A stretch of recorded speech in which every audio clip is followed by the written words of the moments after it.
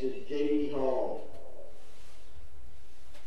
J.D.'s parents are Miss Yolanda Harriet Hall and Mr. Darrell Hall. Next is Rhett McDermott. Rhett's parents are Coach and Mrs. Kelly McDermott. Next is Barrett Wade. Barrett's parents are Mr. and Mrs. Danny Wade. Next we have Cam Watson. Cam's parents are Mr. Brian Watson and Miss Amy Tart.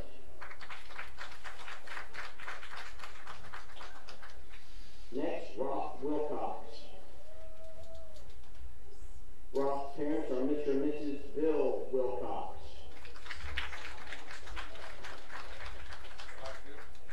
Next is Colin Cesaro. His parents are Mr. and Mrs. John Cesaro.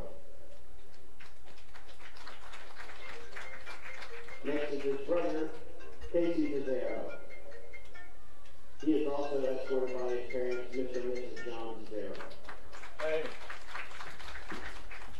Let's give a hand for all of our senior football players. It's hard.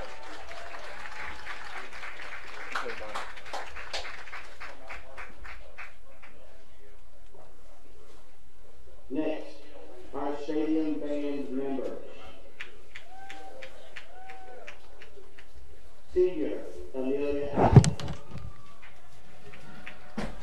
Amelia is the daughter of Mr. and Mrs. Christopher Allen. Next is Louis Camp. Louis is the son of Mr. and Mrs. William Camp. Tom Go. Tom is the son of Young Shane Go and Mrs. Ayalu Wren. Next, Allie Hagler. Allie is the daughter of Mr. and Mrs. Lawson Hagler. Olivia Harper. Olivia is the daughter of Mr. and Mrs. Andrew Harper. Next, Morgan Ivister. Morgan is the daughter of Kyle and Holly Ivister. Ron Minyar. Ron is the son of Dr. Raj and Mrs. Shaquille Minyar. Tejas Reddy. Tejas is the son of Henry and Shalini Reddy.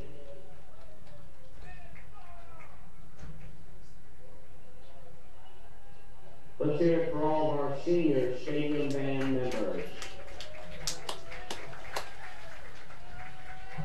Oh, then we have senior Tammy Ann.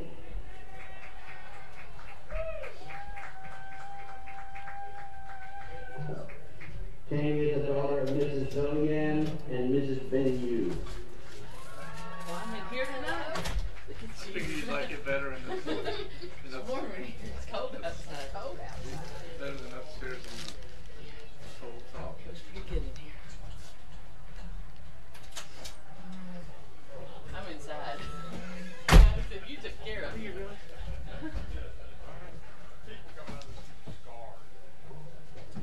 Next, we will represent the senior cheerleaders. First, Madison Andrews. Madison is the daughter of Joseph and Lisa Andrew of Jefferson, Georgia. Next is Hayden Baldwin. Hayden is the daughter of Keith and Holly Baldwin of Center, Alabama. Next, Aniston Ballard. Aniston is the daughter of Scott and Mickey Ballard from Monroe, Georgia.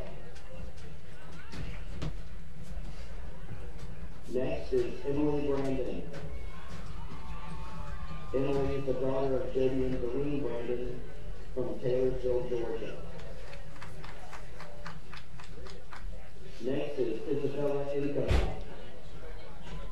Isabella is the daughter of John and Mary Income of Nashville, Tennessee. Next is Lexi Floyd. Lexi is the daughter of Mark and Kim Floyd of Darlington, Georgia. Next is Gail Darlinghouse. Gail is the daughter of John and Cezanne Darlinghouse from Fayetteville, Arkansas. Next is Laura Goose. Laura is the daughter of Robert Goose and Lorraine and David Sewell from St. Louis, Missouri. Next is Rachel Irby. Rachel is the daughter of Ronnie and Lynn Irby from Ackworth, Georgia. Stay warm. And Chloe Tidwell. Chloe is the daughter of Lee and Jan Tidwell from Cartersville, Georgia. He's down there talking. Christy's in the first box.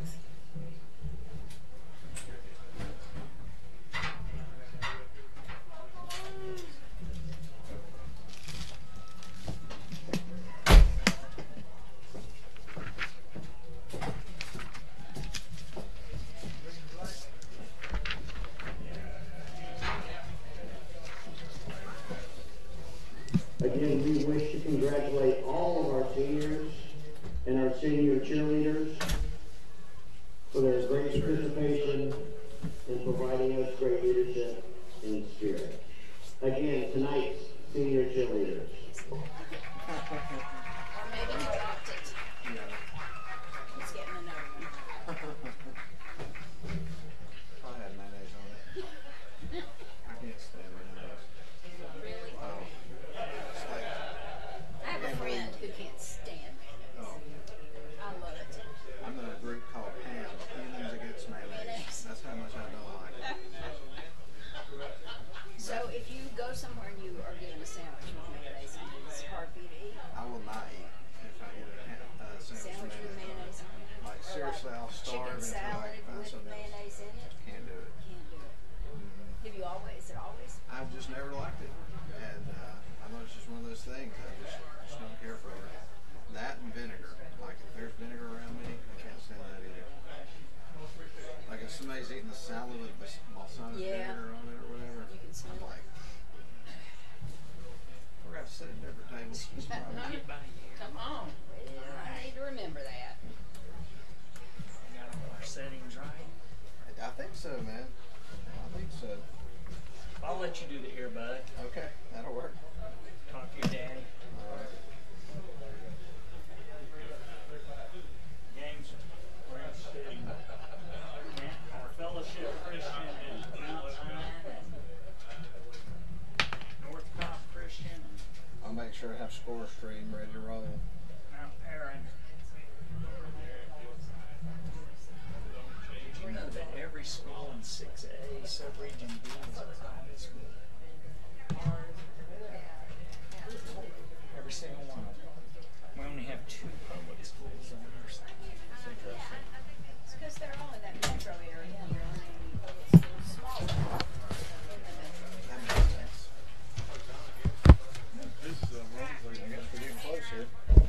Let's put the earbud in and let them know we're here. Just like Matt. Hi, how Are you awake in the studio? I'm well. Hello?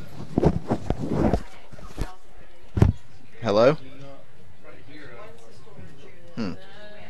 He's not responding. It's not good. Hello?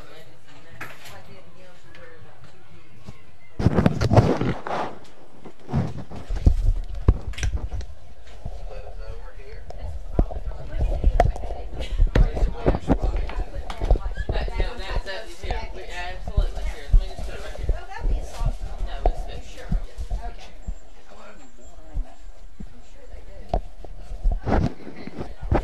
Do you still hear us?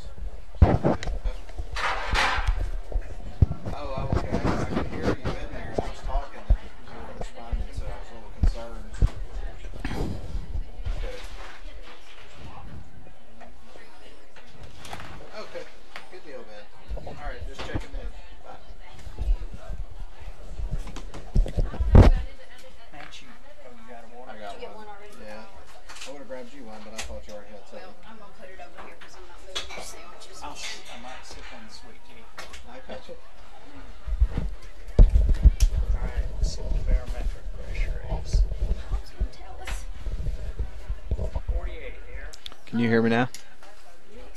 Good deal. Everything going all right over there? That's good. Todd got his help this week, or is that next week? Never mind. I was just asking if Todd had help this week or if it was just him. You don't have his knees covered. Over at Lynn.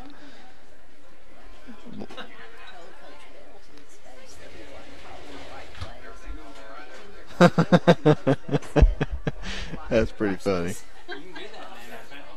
So, You can say. Okay. We got 1 minute. All right, Steve's going to put the headphones on now. 1 minute till airtime.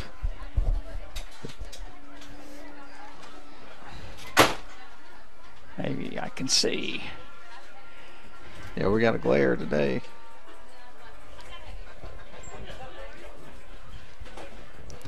They are the Wolf Pack. Wolf Pack. From Mableton.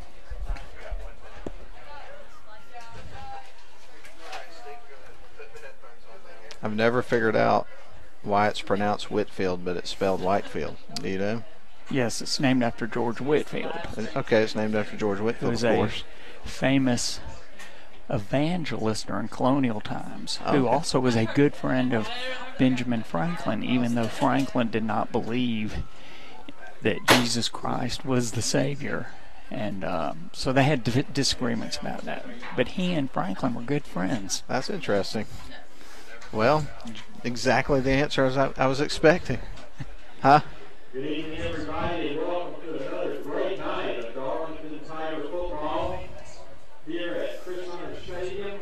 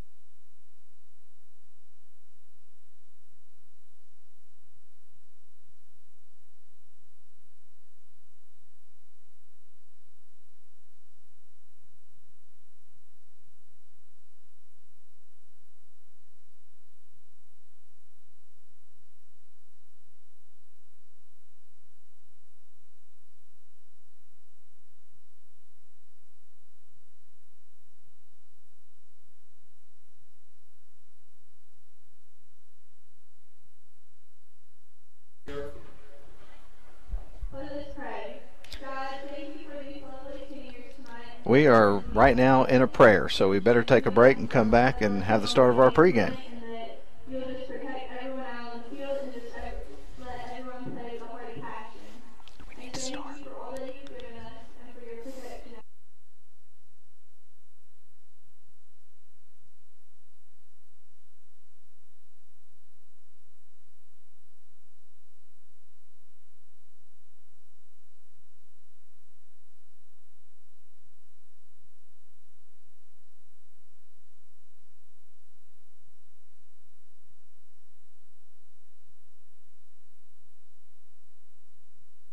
National anthem.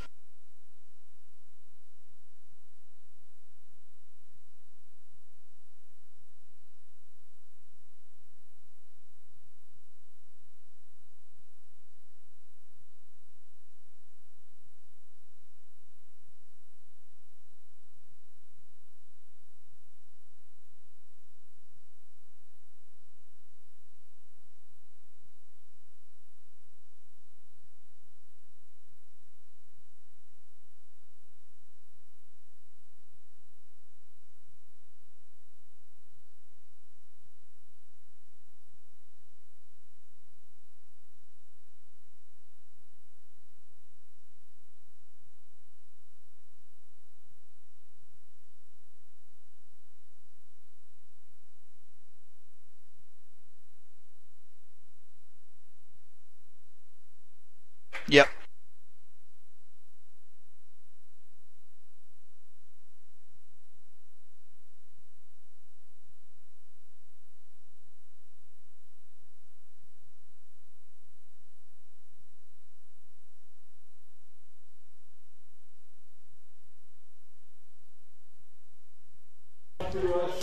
Hello again, everybody, and welcome to another night of high school football in Northwest Georgia. Tonight's broadcast, as usual, being brought to you live by your leader in sports in the Rome and the Coosa Valley area's AM 1410 WLAQ. And for those who would like to get the broadcast of tonight's football game, if you're not here and you have friends that want to get the broadcast, you can get it in three different ways. Number one, www.WLAQ1410.com. You can stream the audio live that way. You can download the TuneIn app to a mobile device, search for WLAQ, and you will be able to listen to tonight's broadcast live. Also, the game is being live streamed video-wise with the audio at YouTube, and then search R. Swiger, number 1, RSWIGER, numeric 1, and you will get tonight's broadcast. I'm Steve Conrad. I'm here tonight with my great friend Matt Davis, and we are bringing you tonight's football game between the Darlington Tigers and the Whitfield Academy Wolfpack. Whitfield Academy, Matt, they're in Region 6AB. These are the crossover games where Region 6A has so many teams. There's 2 sub-regions, and of course tonight ones play ones, twos, 3-3s, and so forth. So the third ranked Whitfield Academy, they're third in Region 6AB, and they are coming up to visit Darlington tonight. Matt, a big game. Darlington number 7 in the private school rankings, power rankings. Whitfield Academy number 18. The top 24 teams will play in the playoffs and power rankings, but the top 8 get a bye next week. So this is a critical game for Darlington to try to maintain their status in the top 8. It really is, Steve, and when I think about this game, for some reason I think about Yogi Berra right now at this moment. It's like deja vu all over again, because this was the situation that Darlington was in last year, although it was on the road playing against Whitfield Academy in a play-in game, and it was a strange night. Darlington would lose the game 6-0. If you ask anybody that was at that game, the best team lost that night. Darlington was moving the ball well between the 20s, couldn't punch it in, couldn't score. It was a strange night. Of course, Tyjae Watley was hurt that night and didn't play, and that certainly affected them, but they should have won the game. And so tonight, perhaps some of the guys that were on that team last year, they want a little revenge. Well, I'm sure that they want a little revenge, and Matt, it was exactly 52 weeks ago today that game did occur, and I remember listening on the radio up here in Rome, and you were just incredulous at some of the things that you were witnessing, particularly turnovers inside the 10-yard line. Yep. That Darlington just could not get it in and did lose 6-0, and you know, it did hurt Darlington in the power rankings last year. And you know, as you go through the power rankings, and of course the way that's going to work is we need to definitely be rooting for Mount Zion tonight to beat Fellowship Christian, because the way that the power rankings work, a region champion automatically gets into the top 8. So if Mount Zion, which will be in the public school power rankings, if they beat Fellowship Christian, then Fellowship Christian is subject completely to the power rankings. And for us and our purposes, for Darlington, a victory tonight and Fellowship Christian losing certainly helps Darlington in the power rankings. Well, I'm just glad that we've got Steve Conrad here to sort all that stuff out, because to be honest with you, that makes my head spin. Well, But, and you know, like we were talking about, Darlington lost to North Cobb Christian last week head-to-head, but North Cobb Christian is number 8 in the power rankings and Darlington's number 7, but it's because of your entire season's body of work. So this 10th game tonight really is big for Darlington to set itself up to go in the playoffs. Absolutely, and really excited about it. Well, I think we're up against our first break here, the pregame, Steve, and I know we got a lot to talk about because, like you say, big matchup coming tonight at Chris Hunter. All right, well, we will go back to WLAQ for a quick commercial break, and then we will come back to go through the 2 teams and what we should expect tonight in tonight's football game. Ladies and gentlemen, get those helmets on, get ready to buckle those chin straps, because we're approaching high school football, about 8 minutes away to kick off, and we'll be right back with you after these messages.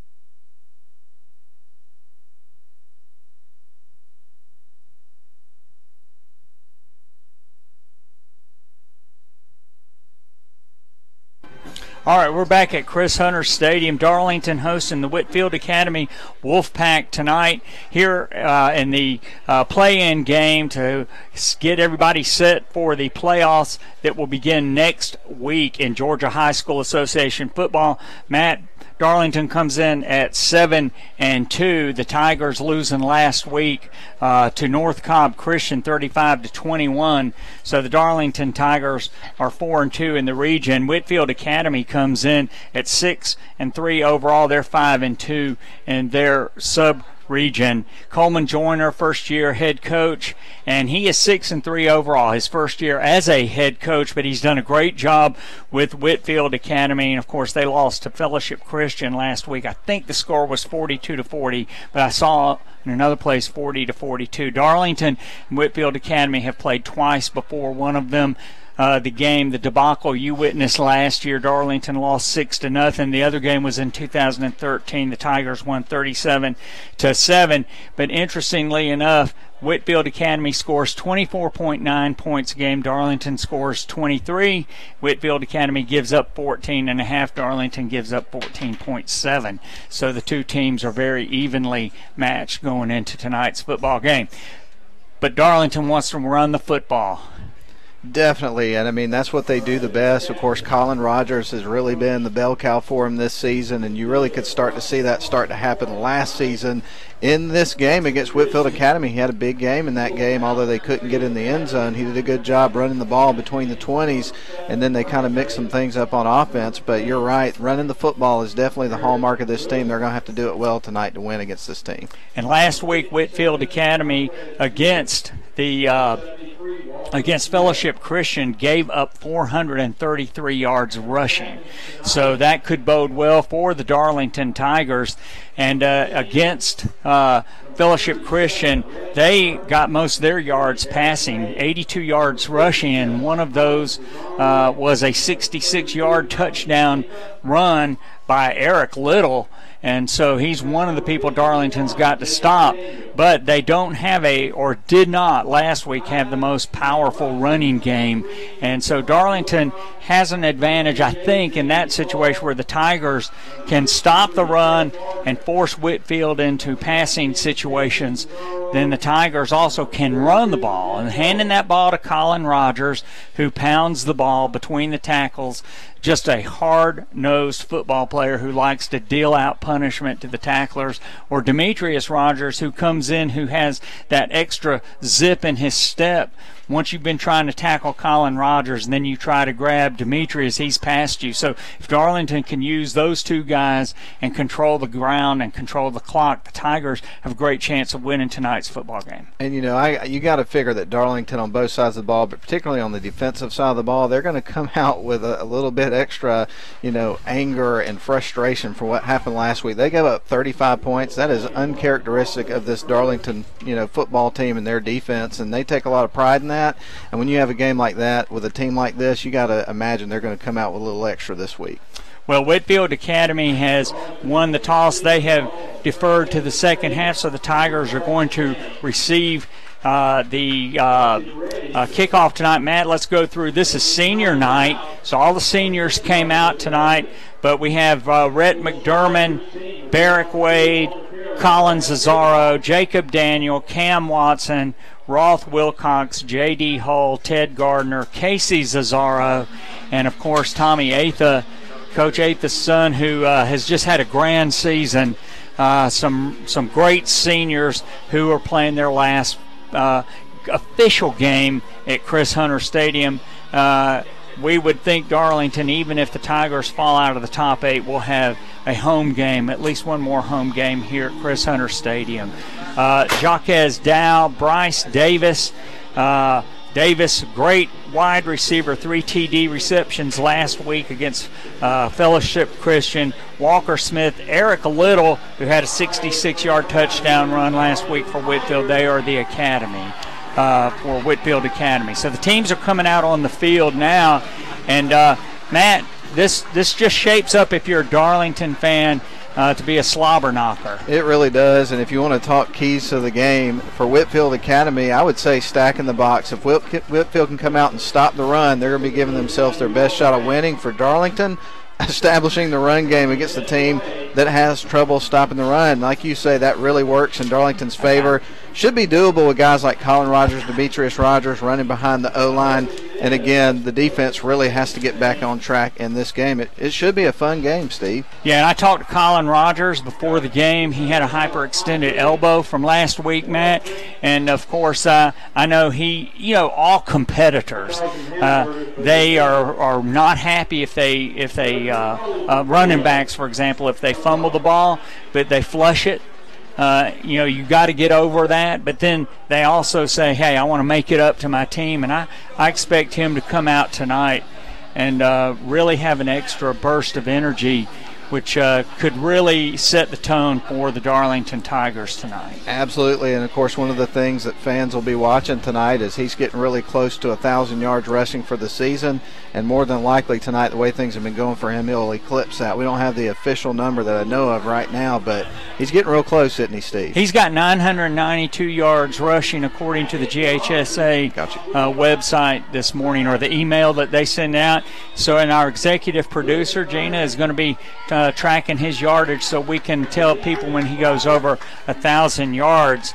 Kicking for the Whitfield Wolfpack is Matthew Sumlin, who had a 43-yard field goal last week and touchbacks on his kickoffs. He's really good high end-over-end kick, going to come down to Rolf Wilcox at the 3. He drops the ball, scoops it up. He's trying to run upfield. He spins out of a tackle before he's going to be knocked down at the 15-yard line, and there's a flag on the play to get started on tonight's game, and it's a holding penalty against Darlington.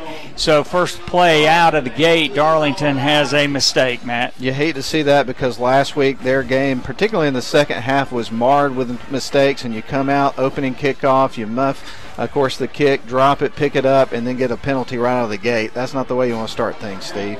You sure don't. And, this is Darlington under their goalposts in front of the A.J. Huffman Memorial Athletic Center. Tigers going right to left on your radio dial tonight. Whitfield County with 4 down linemen, Frank Manning in a shotgun formation, and Colin Rogers is back there with him. Rhett McDermott close to, I think that's Rhett, no, that's Tommy Atha, close to the line of scrimmage, and hand off to Colin Rogers, and Colin Rogers goes off a hole behind Colin Zazzaro on the right side, and he's going to be out close to about the 11-yard line for a 3-yard gain. Tough inside running, Matt. Absolutely a good run by Colin to get this drive started. I think he actually got closer to 4 yards. It was a long 3, so that sets up them in terms of the change real nicely on that first down play. Yes, and excuse me, that's Rhett McDermott in there, not Tommy Atha. Same format, 2 wideouts to the far side. Man in motion comes right to left. Whitfield Academy with 7 men up on the line of scrimmage. Frank Manning hands off to Colin Rogers, and he cuts back into the very middle of the field. Matt, he's going to be out to the 14. The Tigers are going to have a 4th down and about 4. They're marking it closer to the 15, about 3.5. Yeah, not as big a pickup as they were hoping to get there, but we'll see what they can dial up here on this next play and see if they can get the extra distance here to keep the chains going. Our Darlington with 1 wide out to the near side. They're going to put 3 men out to the far side, getting the play from Coach Bell on the sideline. Tigers with a 3rd down and a long 3.5. Whitfield Academy bringing them extra people, and Colin Rogers is running to the outside, Matt, and he's out to the 15. That'll be a 1st down. And Whitfield Academy shot people into the middle, their linebackers, and Rogers ran around the right side for a 1st down. And I think one of the things that helped there on that play, Steve, was there was a little bit of a delay in the handoff, and the defenders had already committed, like you say, to go up the middle, and so he had a little room to the outside and was able to get the extra distance and the 1st down. Rogers goes to 1,005 yards on the season, Matt, with 13 yards on that particular possession, and now he's got another run out to the 25-yard line. So that's going to be a nice gain for Colin Rogers of about 4 yards. So the Tigers are doing what they want to do on this first drive. They're eating up clock and keeping the ball on the ground. Matt, Frank Manning under center, wide out to either side, single setback. As a tailback is Colin Rogers with Rhett McDermott. He's in a position close to the line of scrimmage to block. Colin Rogers gets the handoff, and he's going to be out to about the 27-yard line, Matt. So the Tigers are going to be left with a third down. Make it 27, so it's 3rd and 4. And he's not getting big chunks of yards, just getting 3 and 4 yards at a time. But what you'll see happen as the game goes on, he'll start to wear down the defense, and those 3-4-yard runs will turn into 8. Yeah, and Whitfield, Wolfpack had number 4 shot in. We don't have his number. He's playing linebacker. So they've got 4 down linemen, but they are bringing those linebackers up, that inside linebacker. Everybody's close, Matt. Nobody's deep in a passing situation. Frank Manning rolling to his right, complete to Roth Wilcox. A nice rollout and throw by Frank on the far sideline. The wide receiver on that play was actually Gil Maurer, Steve. Okay, number 9, Gil Maurer, the junior. So that was a great catch and first down for the Tigers.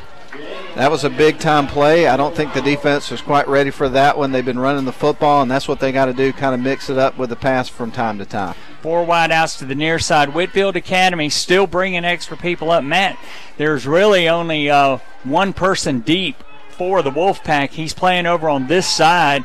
Manning in a shotgun, hands off to Colin Rogers, and he cuts it up inside out to about the 35-yard line, and it's going to be a gain of 2. Tigers doing what they want to do now, eating clock and just moving the ball.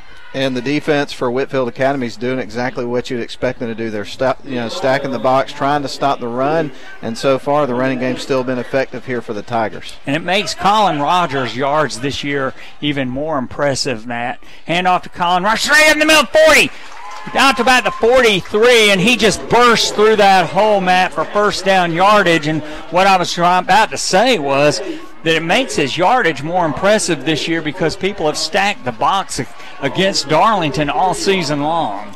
Yeah, no question about it. That's really been the hallmark of this team, trying to run the football. Everybody's seen the film. They know what they're going to try to do, but so far there's not been a lot of teams that have been able to stop the running game. All right, the Colin Rogers show goes on tonight. Darlington really dependent on him, and I'm sure he has said to his teammates after last week, I want the ball. I want the ball. Frank Manning in a shotgun. Whitfield Academy with extra people up, and this is Demetrius Rogers, and he's spinning, and he's going to be stopped about a yard past the line of scrimmage, Matt, and give Colin a blow here. Demetrius Rogers in at halfback. And it's kind of funny, Steve, because for the last several games we've had multiple people stop us and say, hey, guys, thank you for all the nice things you say about Colin Rogers. And I'm like, he doesn't give us a choice. I mean, look at the way he's running the football. All right, power I. This is one of the unusual I formations that you see. That's the Maryland I, isn't it? Yeah, it's the Maryland I, and that just means 3 people lined up in the I formation.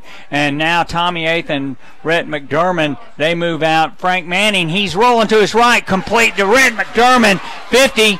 And he is going to be tackled inside Whitfield Academy territory.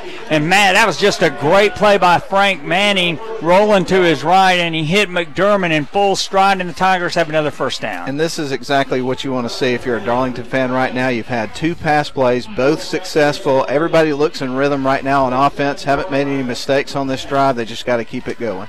1st and 10 for Darlington at the 44-yard line of the Wolfpack. Actually make it the it's not the 44. It's going to be the 47-yard line. Far hash mark, Frank Manning, and he hands off to the running back, and I couldn't tell if that was Demetrius or if Colin had gone back in. It was Demetrius. All right, so he's down to about the 45. Well, Steve, and can you imagine what this offense is going to look like if they can keep having success in the passing game, get Colin Rogers continuing to go, and get Demetrius worked into this? It could be an interesting game. We're already at 6:30 in the first quarter to play, so the Tigers are eating up the clock. Demetrius Rogers off the right. Oh, he breaks a tackle and dives inside the 40. They had him dead to rights at the 43, Matt, and he dove inside to the 39. That's the best run we've seen from him in the game so far. And every time we watch this kid play, I keep thinking we're going to see a breakout game from him eventually because he's got some skills, and we're going to see him pick up some big yards one day soon, I got a feeling. Matt, Darlington bringing in a new set of personnel, including Colin Rogers and Tommy Atha. So they're swapping out people. Third down and about 2 at the 39-yard line. Power I formation. Colin Rogers keeps the legs moving, and he's down inside the 35. And, Matt, they're just pounding the football right now. Just methodically moving it down the field, mixing in a little passing here and there, trying to have some diversity on offense, and so far effective against this Whitfield Academy defense. Honeymoon Bakery, icing on the cake, player of the game after the game, Colin Rogers off the left side, and he's over here running behind Tate Ratledge, and I think that is Cade Brock over here with him. We'll get that. No, that's number 63, or Ted Gardner, the senior. His final game here on the regularly scheduled. So he and Tate Ratledge over here on the left. 50 degrees at game time. We've got mostly cloudy skies. Absolutely perfect night for high school football. It's hard to believe it's the last week before we really start getting that kind of weather. Absolutely. 2nd and 6 for the Darlington Tigers. Quick pitch to Colin Rogers. Cuts inside a man who shot inside. He's going to be down inside the 30, Matt, down to about the 28-yard line. And, you know, we were talking before the game to his grandfather, John Brown, and we were talking about great running backs from when John and I were growing up. Jim Taylor, Jim Brown, that group. But we were noting that Colin has learned to pirouette. He's learned to sidestep. Of course, Jim Taylor was more, I'll just knock you backwards. But great run, 3rd down and about 3. And it's going to be a fake to Colin Rogers. Frank Manning! Oh, what a great read and a great fake. He's down inside the 25, even inside the 20. And what a great play by Frank Manning. This drive has been the best drive we've seen from Darlington in a long time, and one of the things I'm really enjoying about it, Steve, is the variety that we're getting here on this drive. And Frank Manning, who has done such a great job of running the offense, he just read that beautifully, kept that ball on a keeper, 1st and 10 at the 19.5-yard line, 4:37 in the first quarter. Whitfield County hasn't had their hands on the ball yet. Matt, no deep safeties. Look at that. Hand off to Colin Rogers. He goes to the right, dances back inside on the hash mark, and he's going to be down inside the 15, down to the 4, and he continues his march as he's over 1,000 yards for the season. Absolutely, and I think the defense may have been a little bit confused on that play because the way Frank Manning was given a look, it looked like he was going to drop back for a play-action pass for a second, and then Colin ran off to the right. Yeah, Whitfield Academy, Matt, they are just selling out on the run right now. They are bringing everybody up. Every single person is within 5 yards of the line of scrimmage. Ball at the 14.5. Rogers, he's running off that left side, and he's going to gain about 4, make it 3, down to the 11. It's going to be 3rd down and about 1.5 yards. And, Steve, I mean, look at this drive. It's already 8 minutes and 22 seconds taken off the clock in the first quarter. This is the first possession of the football game. 17 plays for Darlington, 15 rushes and 2 for 2 on passing. Other than the holding penalty and Roth dropping the kickoff, everything right now, Darlington is very focused, and it's going to be a 3rd and short. Frank Manning hands off to Colin Rogers, and Colin Rogers is going to be down inside the 10, down to the 8, and that was off the right side with Colin Zazzaro leading the way, and I'm not sure who the right guard is over there. We'll get that for you. But the Darlington offensive line now, they're not breaking big plays, Matt, but they are getting the yards you got to have. Absolutely, and eating that clock. This is almost a 9-minute drive coming up here in just a couple of seconds, eating that first quarter. All right, Frank Manning under center, Colin Rogers. He's the fullback, and Frank throws the ball at a receiver on the far side. He rolled off, had pressure on him, incomplete, and could not be hauled in by Rhett McDermott. 2nd and 10 goal. Yeah, it looked like it was a decent throw there by Manning, and he's made some good throws throughout the game here tonight in this first drive, but that was just one of those situations where it just wasn't executed in terms of the catch. 2:54 to play here in the first quarter, Matt. You know, you have a game that starts out like this and say, we'll be home well before the Rome Orthopedic Center scoreboard on 95.7 The Ridge tonight, which starts at 10 o'clock.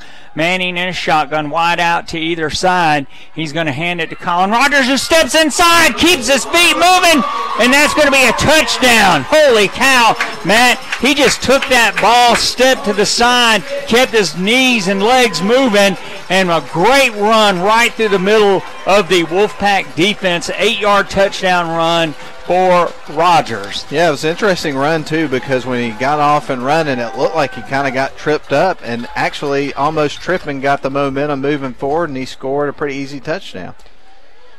Alex Little, he's going to be in for the point. Actually, Frank Manning takes the snap, and he pitches the ball. Who was that he pitched it to? Is that Colin Rogers?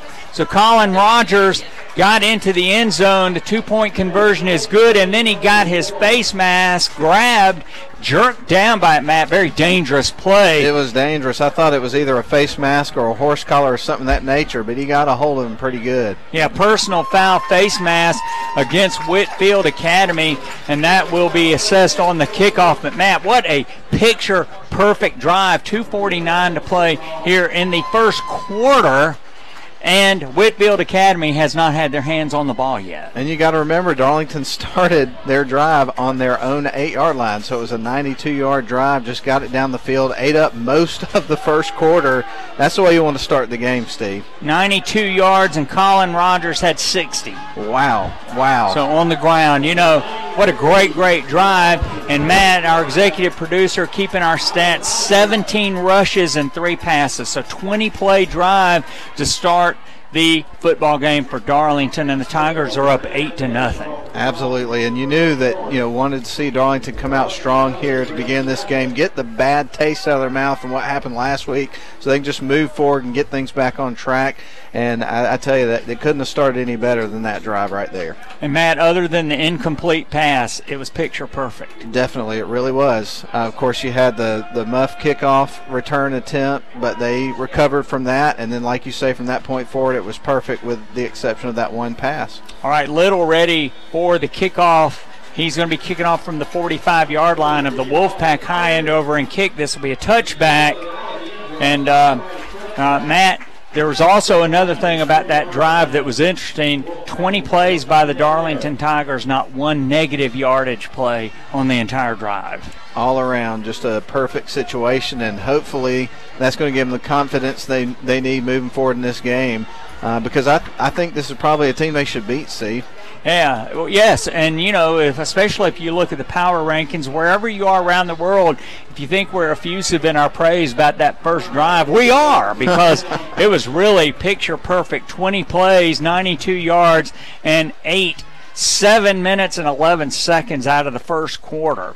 All right, Whitfield Academy running the same kind of offense Darlington does. Handoff to the fullback. He's out to the 26-yard line. Quarterback for the Wolfpack, number 10, Cole Peterson, and he's a good one. He really is a freshman quarterback, and one of the things they like to do is spread things out. They do like to try to run the football, but they will throw it quite a bit throughout the night. I think against Fellowship Christian, I think they put it in there about 29 times. So that's a pretty good amount of passing for a high school football team. All right, 5 1/4 gained on the first down. Second down and about 4 3/4 yard for a first down. Peterson in a shotgun formation, 2 wideouts to the near side, 1 to the far side. Quick pitch to the halfback coming this side. Demetrius Rogers dives at his feet. He came running up from his safety position, Matt, and then the tackle is made out there, and let's see who it was made the tackle. It's going to be a loss of about 1.5 yards, and I think that might have been Cam Watson. Eric Little was the ball carrier, and in the game against Fellowship Christian, he had 25 carries for 90 yards and a 66-yard touchdown return. All right, third down and 6. I should say. A 66-yard touchdown run. Yeah, he can fly, so he can do it. Cole Peterson in a shotgun formation, wide out to either side with a man in a slot on the near side. And Darlington is trying to keep them from getting a first down, complete to a man at the 30. Then he dropped it. Actually was right at the 29. He would have had a first down if he had caught the ball. That was Caleb Brooks, and he dropped it, and now Whitfield Academy will have to punt. And that's a great start there for the Darlington defense, as we talked about, kind of struggled last week. So to come out and have a pretty easy series like that, get a stop, let's see if the offense can get back out there and have another drive like they had to start the game. All right, Casey Gunn and Demetrius Rogers deep for Darlington inside the Darlington 40, and this will be Matthew Sumlin. He's their place kicker, but he is a good punter. Darlington jumps offside. I hope they were drawn, because if they're not, that's going to leave Whitfield Academy with a 4th and very short. Let's see what the referee signals. So encroachment against Darlington. That will be 4th down and 1 now at the 29-yard line, and I would suspect that Coleman Joyner will still punt this football, trailing 8-0 with a 3 and out. You're not in 4-down territory at this stage of the game on this side of the field for sure. All right, this is going to be a wobbly kick, and Demetrius Rogers, nobody in front of him, he picks it up at the 44. He's running down the far sideline, and Matt, I think he got into, yes, he did get into Whitfield territory, down to their 49-yard line, so the Tigers are going to start their second possession of the night in great field position. No question about it. Of course, good kick return there by Demetrius gets them on Whitfield's side of the field to begin things, up 8-0 because of the 2-point conversion, and things off to a hot start here for Darlington on both sides of the ball. Colin Rogers gunning for the Honeymoon Bakery icing on the cake. Player of the game, had 60 of the 92 yards on that first drive, Matt, scored all 8 points. So he is really, really wanting to put his stamp on Whitfield Academy. Hand off to Colin Rogers. He lowers his shoulder, and he's going to be down to about the 46 for a gain of 3. Yeah, another hard run by Colin Rogers to open up the series and get 3-4 yards on first down. You'll take that every single time. All right, and we're going to call out the name of Tyson Daugherty, who's over there with Colin Zazzaro off that right side. So, Matt, Ted Gardner, Tate Ratledge, Cade Brock at center, and Colin Zazzaro, and then Tyson Daugherty. And that's going to be the first negative play for Darlington tonight, pitch to Colin Rogers. And number 57, Jacques Dew, the linebacker, shot in for Whitfield Academy, dropped Rogers for a 5-yard loss. So Darlington's now got a 3rd and 12. Hey, let's give credit where credit's due. It's not very often we see somebody what Jacques Dew just did, getting in the backfield and grabbing Colin before he gets off and running. So that was a big-time play right there by the linebacker. Two wideouts to either side, Manning in a shotgun, and Colin Rogers is moving, Demetrius Rogers, and he can move, but that's going to be a timeout by the Darlington. Into the first quarter. First quarter. Gosh, can't believe that. Yeah. You blink your eyes and it's gone, huh? All right, 3rd and 12 for Darlington as we head to the second quarter. Tigers up 8-0. Keep the chin straps buckled, and we'll be right back after this 30-second break for the second quarter.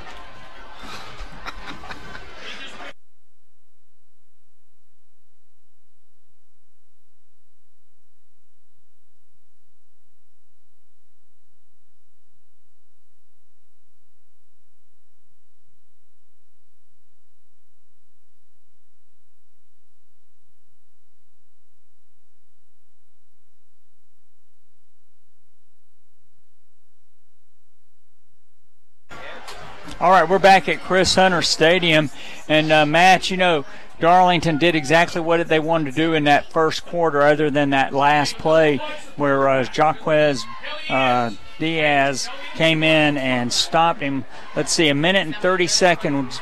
Whitfield had time of possession in the first quarter. That's pretty unbelievable, and so obviously the game plan for Darlington is keep the ball on the ground for the most part, control the clock and time of possession, and they did it, perfectly there in that first quarter. And I apologize to Jacques. It's Jacques Dew. Frank Manning, draw play, and Demetrius Rogers straight up the middle. And he is going to be inside the 40, and that shocked everybody, Matt. Whitfield actually had their safeties playing deeper, and that's going to be a gain of 15, and it's going to be inside the 39 down to the 38-yard line, first down Darlington. And good to see Demetrius Rogers come up with a big chunk of yards, because like we've talked about, if they can get Colin Rogers and Demetrius Rogers running hard and being successful at the same time, this is going to be hard to stop. All right, Darlington with a 1st and 10 at the 38 of the Wolfpack. We're early in the second quarter. If you're just joining us, Frank Manning trying to get everybody in the right place, wide out to either side. He fakes it to Demetrius Rogers, and he's going to throw over the head of his intended receiver out here, Rhett McDermott. And thus far, Darlington has thrown 4 passes, and 3 of them have been those rollouts. Absolutely. And, of course, you know, the first couple of really good-looking passes, that was really the first one that we saw him throw in this game that didn't look like it was on the mark. All right, Dawson Williams, Tommy Atha come out, Carson Swiger, and Gil Maurer come in. Darlington's going to have 3 wide outs to the near side. Casey Gunn at the top of the formation on the left. Manning in a shotgun. Demetrius Rogers is the single setback. Whitfield Academy, 4 down linemen. Linebackers coming up. Handoff to Demetrius fake to Demetrius Rogers. Oh, great play by Frank Manning. He faked it to Demetrius Rogers, stepped to the outside. A man had him in the backfield, and he sidestepped him, cut inside, and he's down to the 30, Matt. Gain of 8. Yeah, we don't see Frank Manning run the ball a whole lot, but when he does, it seems to be very effective, and that play happened right at the right time, and they got a good chunk of yards setting up a 3rd and manageable. Man, he made a great read, Matt, but it was that play. He just stuck his foot into the ground and shot downfield. So he's down to the 33rd and short. Power I formation. Whitfield Academy with 9 men on the line of scrimmage, hands it to Colin Rogers, who just dives over the pile as he's running, and he's going to have a first down inside the 28-yard line. Let's see where, well, they're going to mark it right at the 28, 1st and 10. And I think the thing that's most enjoyable to watch about Colin Rogers is he gives it 100% effort every time he runs the football, and in that case, the reason he got the yards is because he jumped over everybody. 1st and 10. Handoff to Rogers, and he got hit in the backfield, spun off the tackle. Just powerful, Matt. Just like you'd see Jim Taylor or Jim Brown do. And I'm showing how old I am, but those guys do the same thing. Somebody would hit them, and they would just bounce off and keep running. And it's going to be a gain of about 3, and he should have lost 2. Pretty unbelievable here start to the second quarter, and it's hard to believe that we're already 2 minutes into the second quarter already. Matt, we're actually so far into the game so fast the trains haven't even come yet. Manning in a shotgun. I believe that's going to be encroachment on Whitfield Academy. Third penalty of the game. 2 encroachments and a holding penalty, but the first penalty against Whitfield. We're going to be keeping up with a lot of games tonight. Of course, tonight after the game, you can flip over to our sister station, 95.7 The Ridge, for the Rome Orthopedic Center High School Football Scoreboard Show.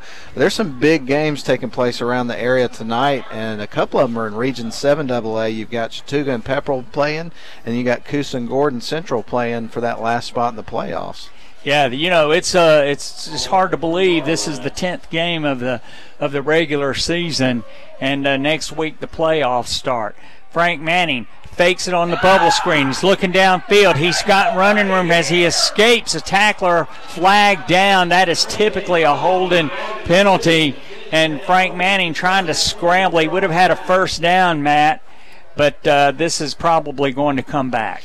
Yeah, it probably is, and this is that point of the game where you don't want to end up in a situation where like, uh-oh, here it goes again, where Darlington's done a good job of moving the ball between the 20s, but getting towards the red zone starts having issues like this. They did it on the first drive, but let's see if they can get things turned around here. All right, this is going to make it a second down, and it's going to be second down at about 12 instead of second and short. It's going to move the ball back to the 30-yard line, a holding penalty against the Darlington Tigers. Whitfield Academy match, you notice they got their they got 2 safeties, and their cornerbacks are back right now, so they are certainly expecting a pass on this second and long for Darlington. Well, we'll see what happens. I mean, to be honest with you, Colin Rogers in the backfield, I wouldn't necessarily assume that that's what's going to happen here on this particular play. They may just try to get a chunk of those yards back with him. Yeah, Manning in a shotgun. He keeps the ball. He cuts it up inside, and he's going to be inside the 20, and he's gained all that 10 yards back, Matt, and a half a yard to boot. Well, they're going to mark it right at the 20, so he got it all back third and short. Absolutely, and we talked about Manning and how he doesn't run the ball a whole lot, but when he does, it's entirely, in effective situations like we just saw there, and that was a great run to nearly get them the first down. Frank must have heard us talk about Colin gunning for the Honeymoon Bakery icing on the cake player of the game, because he says, no, I want those cupcakes myself.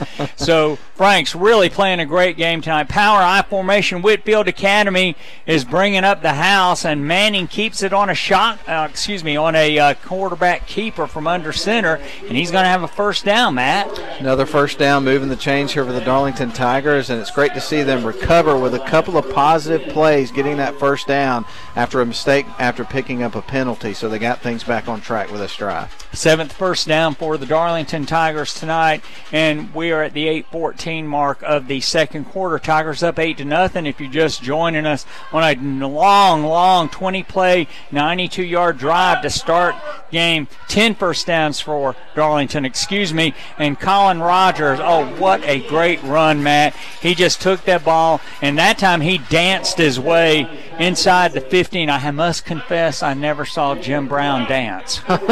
Well, he got a couple of those yards after contact because he was dragging a couple of guys with him, which is one of the hallmarks of the way he plays. All right, second down and about 4 at the 14-yard line. Man in motion. Tommy Atha comes over to the right side, and that's going to be a handoff to Colin Rogers, and he just runs just inside of Colin Zazzaro on this right side. And right now, Darlington is starting to wear the Whitfield Academy run defense down, Matt. They really are, and it's happening early in this game, and a lot of it has to do with the hard running you're getting from Colin Rogers, and also Hunter Manning doing a good job running the football on this drive. All right, here we go. Frank Manning hands off to Colin Rogers, and Matt, did you see he just ducked his head under some tacklers and dove down inside the 5, down to the 2, and that's where Darlington will have a second down and goal. And, boy, Whitfield Academy is struggling right now to stop this run game. Frank Manning tries on a quarterback keeper, and the ball gets snagged out of his hands.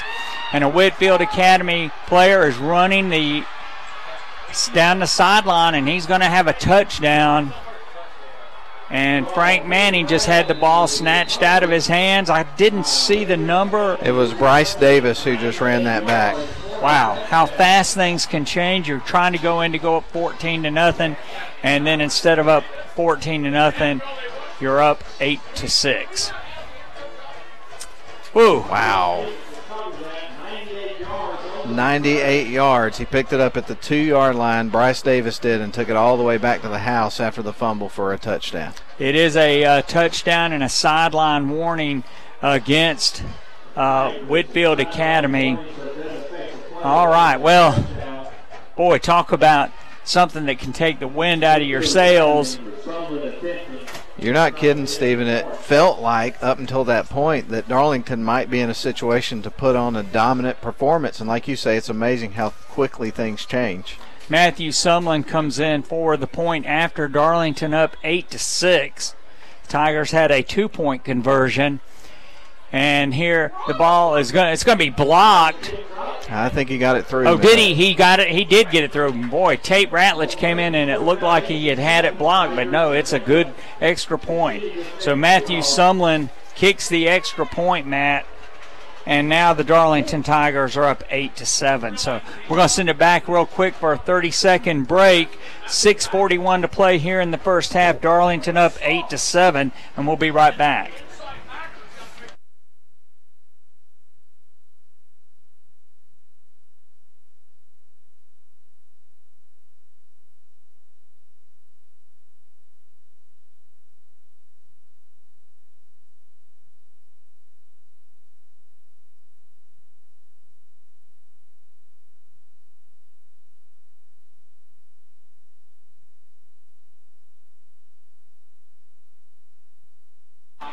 All right, we're back at Chris Hunter Stadium. Wow, what a turn of events. Darlington driving for a touchdown that would have put the Tigers up 14-0 with the extra point coming. And Bryce Davis, he just picked up the ball, Matt, and he ran it downfield for a 98-yard fumble recovery, and now the Tigers are up by 1. Pretty unbelievable. I got a couple of quick score updates as we get ready for kickoff. 27-0, Rockmart over Model early in that game, and Coosa is down to Gordon Central 7-0. All right, poor Model. They've had a tough season over in Shannon. Absolutely they have. And I think Coosa just scored, I heard, so we've got an update on that coming up soon. High end over and kick. Roth Wilcox takes it at the 4. He's running straight up field. He's got running room on the far side, and he's going to be out close to the 30-yard line. And bodies are flipping around now. And, you know, Matt, if you're Darlington, you know you can run the ball on Whitfield Academy, and you just go back to the game plan. Absolutely. I mean, that was just hopefully at the end of this game just going to be a hiccup that happened. It was kind of a crazy situation. From the ball on the 2-yard line, who would have thought that the wide receiver, Bryce Davis, with the fast wheels, would pick it up and run it all the way back.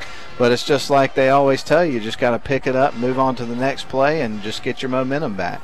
All right, Darlington with a 1st and 10 at their own 29-yard line on the far side of the field, on the far hash mark. And Colin Rogers just running the ball very effectively tonight. 2 wideouts to the near side. Pitch to Rogers, and he's running straight up field. He's going to be across the 30, Matt, out to the 36-yard line. So that's going to be a gain of close to 7.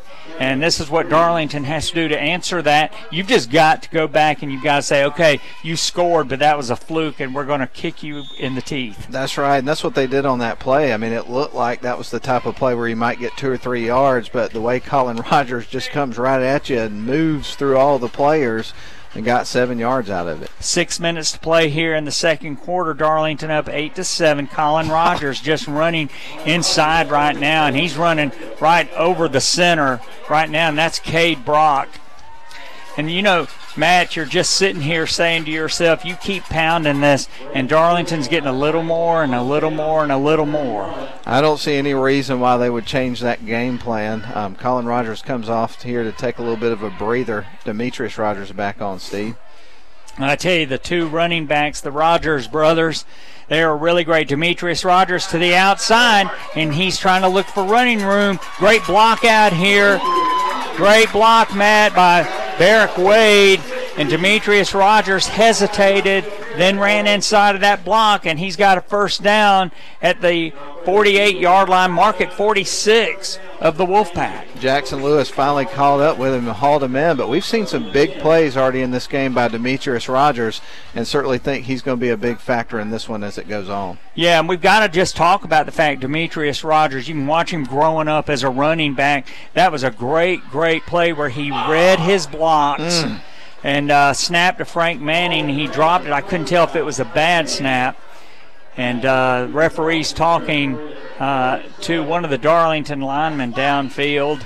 That's Cade Brock. And Cade Brock and Tate Ratledge, they both have a nasty streak to them, which is what you have to have in a lineman. That's just part of the deal, man. And but you know, that play's difficult situation for Darlington. I think they lost about 8 yards on the play, 7 or 8 yards. So not what you want for sure. Yeah, it's a loss of 7. So the Tigers now have a 2nd down, 17. Darlington needs to get some points here, Matt, because the Tigers do kick off to start the second half. And you know, we've only seen Whitfield Academy. They only have run 3 plays tonight. Frank Manning hands off to Demetrius. Oh, what a draw play! Holy cow, he had 2 Whitfield Academy players run right past him, and he ducked under them, and he gained about 10, and now the Tigers have a 3rd and 8. And he was just 2 steps away from breaking a big one on that one, but that was a good positive play to get them back here in the situation. Still got a 3rd and long, but it's a lot more manageable after that big play. Ball at the 44-yard line of the Wolfpack. The line to reach is the 36. So if the Tigers can get a really good amount of yardage here, they've got a manageable 4th down attempt if they try. 3 wideouts to the far side. Frank Manning sidesteps a tackler. He's scrambling. He's inside the 40. He just lowers his shoulder. He's still up. Oh, he goes inside the 35. Holy Toledo. Frank Manning. He was stopped dead to rights, Matt, at the 40. He just kept those legs moving, spun off of a tackler. And right now the Wolfpack players have to be wondering if Darlington has grease on them. And you know what I like the most about that situation, other than the fact that he got the 1st down? Look how fired up Frank Manning has his teammates right now, and that is showing true leadership right there on that play. All right, Manning and Rogers. Wait, that may be the Co-Honeymoon Bakery icing on the cake players. Colin Rogers inside. between the guards, right behind the center, Matt. He's down inside the 30 to the 29, and holy cow, he's got some energy tonight. Hey, look, Darlington's offense in their running game right now has got Whitfield Academy's number. They just got to stick to the game plan. They're going to be fine. All right, Frank Manning in a shotgun, 3 wideouts, men shooting in. Colin Rogers gets dragged down by number 21. That's Ethan Garrett, who shot in off the side, Matt, and he gains a couple, and it's going to be third down and about 3. But usually in a situation like this for Darlington, whether they run Colin Rogers or have some type of running play dialed up here for Hunter Manning, this would be a situation where they should convert on this play. 2:28 to play here in the first half. Darlington leads 8-7. Whitfield Academy, Matt, has run 3 plays tonight. Wow. And their touchdown came on a 98-yard fumble recovery. Frank Manning in a shotgun, men shooting to Colin Rogers. Oh, right up the middle again over Cade Brock. And he's inside the 25 down to the 22. Matt, he may be over 100 yards already for tonight. If not, he's got to be really, really close, having another big game. And these guys are going to make it difficult for us. We're going to have to get our committee together at the end of this game, I got a feeling. Boy, Honeymoon Bakery, icing on the cake, player of the game, maybe the entire offensive line, because you can't run the ball as effectively as Darlington is running that ball tonight unless the big uglies, as Keith Jackson used to say, unless they are playing well. Timeout on the field by, I believe that was Tommy Atha. 2:01 to play here in the football game. Yes, in the first quarter.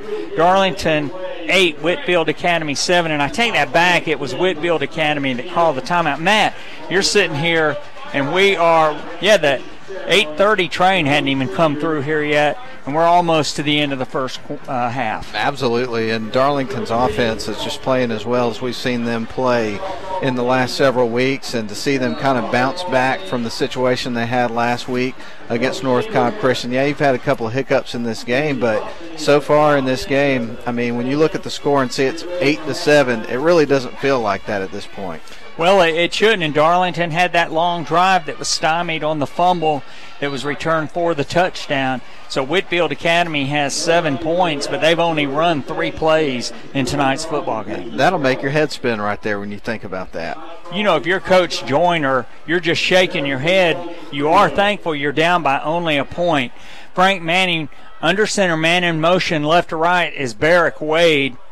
Lots of people coming up on the line of scrimmage. Colin Rogers, 20, 15, 10, almost down to the 10. They're going to mark him at the 12. But, Matt, that time Whitfield Academy had men shooting into the middle, and he went off to the right side outside of Colin Cesaro. Yeah, there was nobody there for about 8 or 9 yards, and then all of a sudden he was brought down. But you're right, nobody was in the vicinity.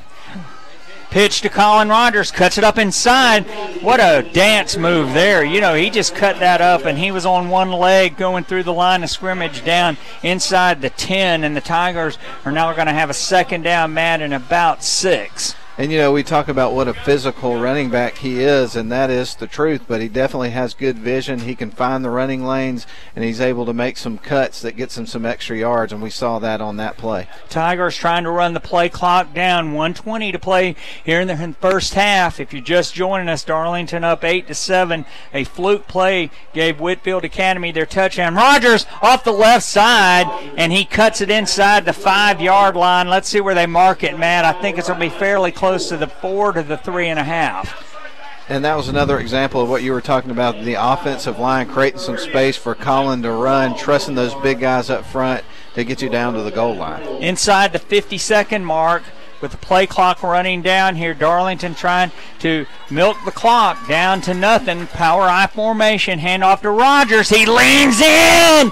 Oh, they're going to mark him down at the 1-yard line, Matt. And so from Darlington's standpoint, you want the touchdown. 40 seconds left, but if you can run that clock down and get this ball in, just remember what happened the last time we were down here. Yeah, fumble on the 2-yard line picked up by a wide receiver that has fast wheels, a point of bringing that up, and he went 98 yards. Power I formation, and now Whitfield Academy calls a timeout. So, Matt, 31 seconds left to play in the first half. We'll send it back to the Big Kahuna for a 30-second break, and then we'll be back for Darlington's first and goal play. Don't go away.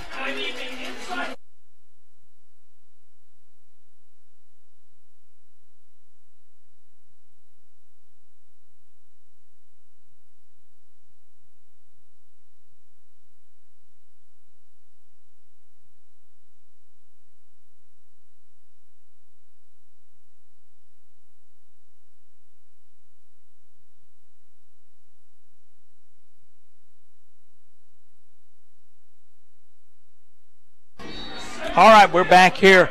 Chris Hunter Stadium. Matt, Virginia and Pitt are tied 7-7 in an ACC game tonight, which will have a lot of implications for the Coastal Division. And I will just say, Steve, that we are not responsible for anything anybody says in the press box except for ourselves. That's right. We're hearing some interesting comments here, but you know the Whitfield Academy coaches, they're really wanting their team to step up. First and goal, power I formation with Rogers dotting the I off the right side.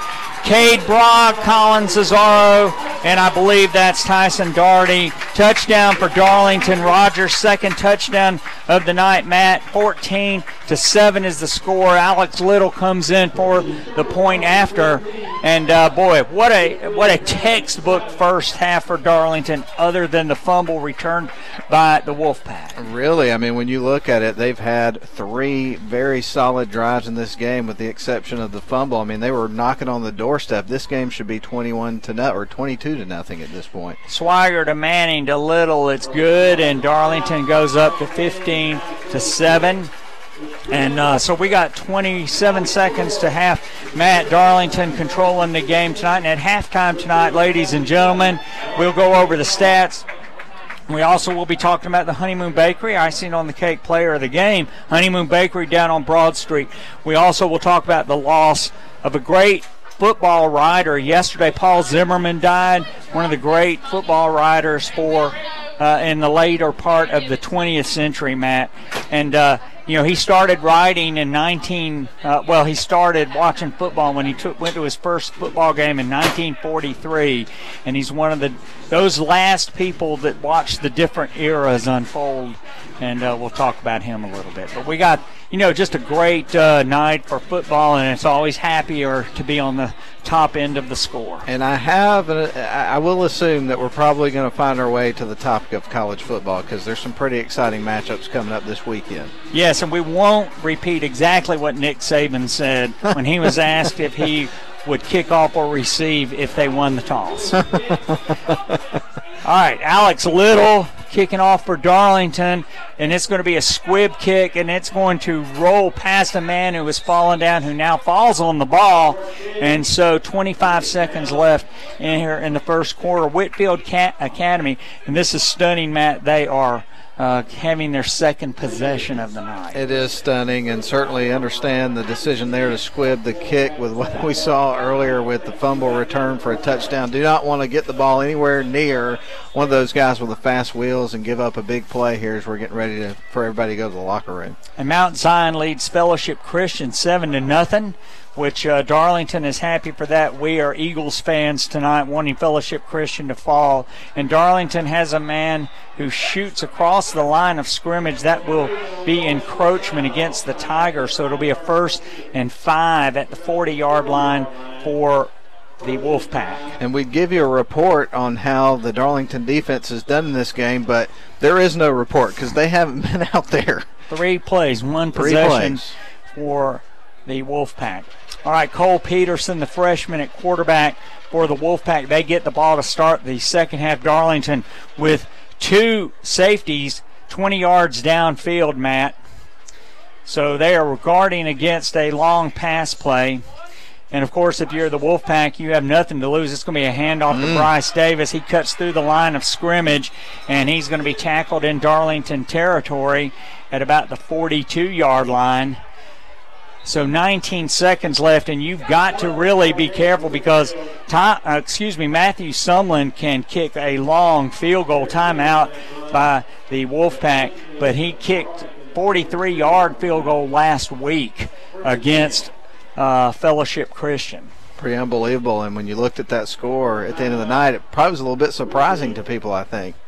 Well, yes, you know, I think it was, but you know, Fellowship Christian, they're a pretty good team, and they're 9-0. Yeah, they're 9-0. That's not just pretty good; that is really good. And of course, they trail Mount Zion, and as we were talking about before the game, we are Mount Zion fans because if they win the region, they get that automatic top 8 spot, but they would be in the public school bracket.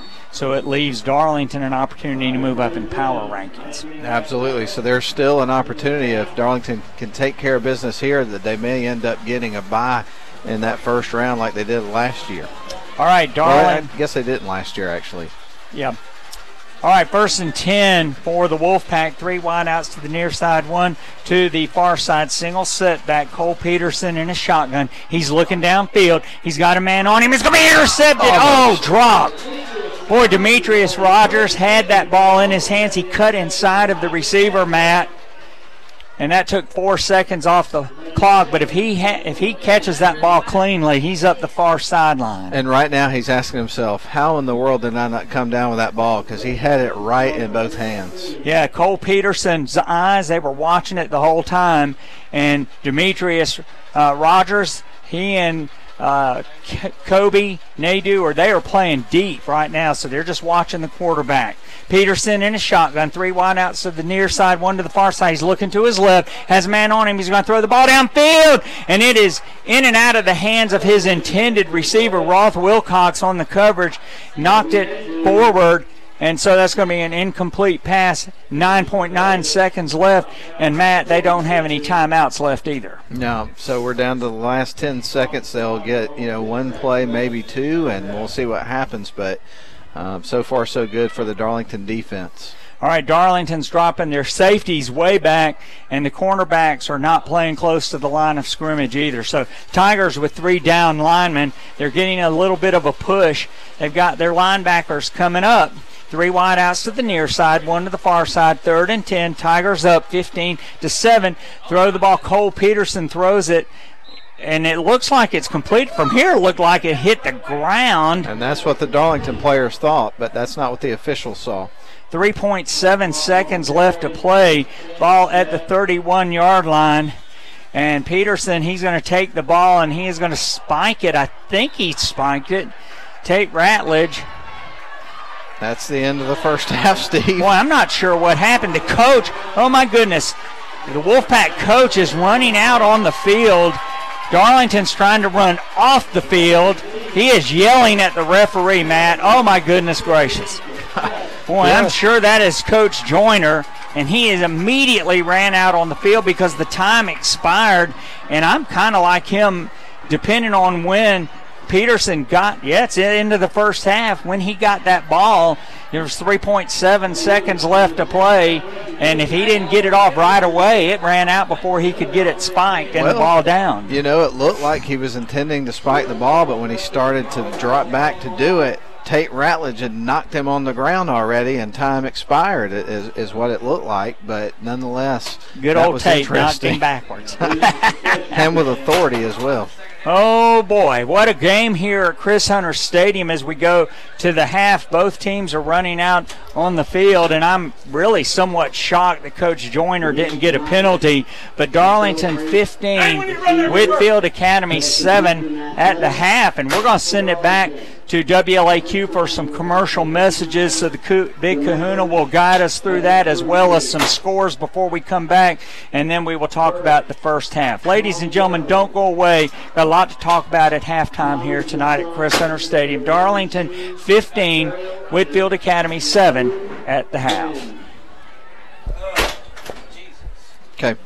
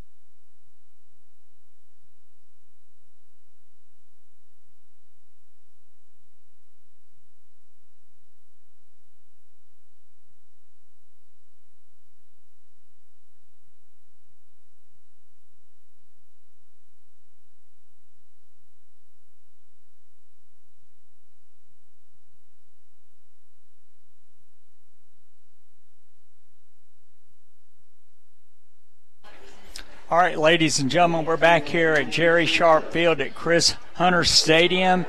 Matt, here comes the train we've been waiting on. Hear the train a-coming. Johnny Cash and Folsom Prison Blues. But let's get down to halftime statistics here, Matt. No wind tonight. Perfect fall evening for a football game. And the Darlington Tigers, though, they have been red hot tonight. As we go through the statistics for tonight's football game, the Tigers lead 15-7 at the half, but the dominance of the Darlington Tigers is not reflected in the score. I don't think I've ever seen a high school football game where one team only had 2 possessions in the football game and the other team had 3. Whitfield Academy with 2 possessions. They only ran 8 plays in the entire first half.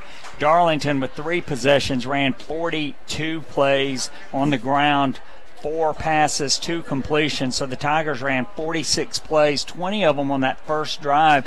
And if it hadn't been for a fumble at the 2-yard line of the Wolfpack that was returned 98 yards for a touchdown, the Tigers would be up 22-0 instead of 15-7. Oh, no question about it. And when you look at the averages for Darlington on offense this season, they're averaging about 22.7 points a game. And so this has got the feel of a game where they're going to be well above their average if they can keep running the football like they have been in this game. And you got to figure, Steve, that obviously they're just going to stick to the game plan. You know, at halftime a lot of times you talk about adjustments that you can make.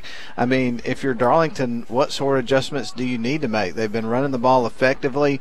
The defense hasn't really had to be a factor, although that's definitely one of the best parts of their game. It hasn't had to be a factor because the offense has been out there so much. You know, Whitfield Academy's offense has not been on the field at all in this game. Well, they haven't, and in the 24 minutes of the first half, Darlington had the ball at least 21 minutes. We don't have the exact statistics, but we know that Whitfield had the ball for less than 3 minutes in the entire first half. So the time of possession, when you're talking about that, it wears a defense down. And we could see as the first half got deeper and deeper, Colin Rogers and Demetrius Rogers were starting to get bigger chunks of yards on the ground.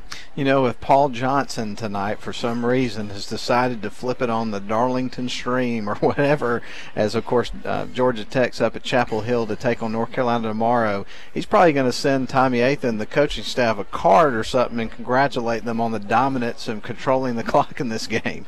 Well, and you know, I'm an old school football guy, and in old school football you run the football and you say to people, you know what we're going to do, try to stop us, we're going to kick you in the teeth.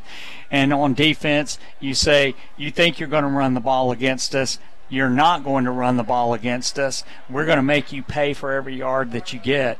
And you run the clock and you minimize your mistakes, and that's winning football. Absolutely. But I will say this, and I hesitate to even say it, when you look back at that game last year where Darlington lost the game 6-0 to this very team, Whitfield Academy, it is a little bit eerie when you look up at the scoreboard and you think about the dominance that we saw from Darlington in that first half, and like you'd mentioned early on in our conversation that the score is only 15-7 because Darlington should be up by more at this point. You got really the one hiccup.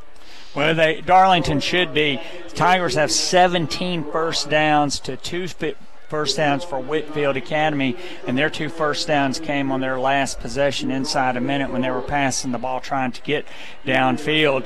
Colin Rogers, 128 yards unofficially tonight for 32 carries, but that gives him 1,120 rushing yards for the season. Congratulations, and we can tell you that unequivocally he's earned the heck out of every one of those yards throughout the season.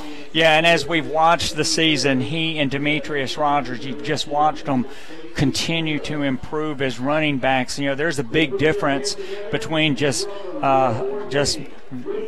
steamrolling into people, but there are times when you steamroll into people, but times when you step aside, you dance. And we've watched him do some things tonight, make some moves, and that is just maturity at the running back position, but you combine that with his power. And Demetrius Rogers comes in, dances around, and the combination of those two young men, really great great running attack for Darlington. No question, and I think while we're on the conversation about young men running the football in this game, we would certainly be remiss if we didn't mention some of the running from Frank Manning in this game that's been timely, where he's picked up big chunks of yards when I think the defense was totally selling out to the fact that the ball carrier was going to be Colin Rogers. Anytime you got a guy that's running the ball 30 times in the first half, that's going to be the situation with the defense, and Frank Manning's burnt them on a few plays in this game. Well, not only has he burned them, and you took the words right out of my mouth, Matt, not only has he burned them on those reads when he faked it to Colin Rogers on the read option, but on the play that it was a fourth down play or the third down play that he got hit at the 40-yard line of the Wolfpack, bulled through a couple of tacklers, got knocked backwards, spun off, and then dove inside the 35-yard line for that first down, and you could just feel the energy in the Darlington sideline. And, I think that, everybody would have predicted after what happened last week that we were going to see a more focused, team that was out here just intentional on every play, aggressive, and that's really what we got in the first half. All in all, you got to feel like the coaching staff, with the exception of the fumble, obviously had to be pretty pleased with the way things went to start the game. All right, let's go through the scoring, Matt. 9-yard touchdown run by Colin Rogers on the first possession after a 92-yard drive, and the point after actually was a 2-point conversion to Colin Rogers, and Darlington was up 8-0. Then the Tigers went on a long drive again, but fumbled the ball at the 2-yard line of Whitfield Academy, and Bryce Davis, I believe, he picked up the ball, ran 98 yards for a fumble return for a touchdown, and Whitfield Academy, Sumlin put up the point, and they were down 8-7, but Darlington came back on another long touchdown drive. Roth Wilcox had a good kickoff return almost to the 30-yard line. The Tigers started marching down the field, and Rogers got a 1-yard touchdown run. Little put up the point, and the Tigers are up 15-7 at the half. And if I'm looking at the band right now, kind of smiling a little bit, it's because that the person that, what do you call the guy that's up there conducting the marching bands? There's a term for that, and for some reason, drum major. The drum major. That's right. Major? There you go. You helped me out, and I appreciate it. He's wearing a cape, and of course, I do a morning show on 95.7 Bridge with another guy named Scott.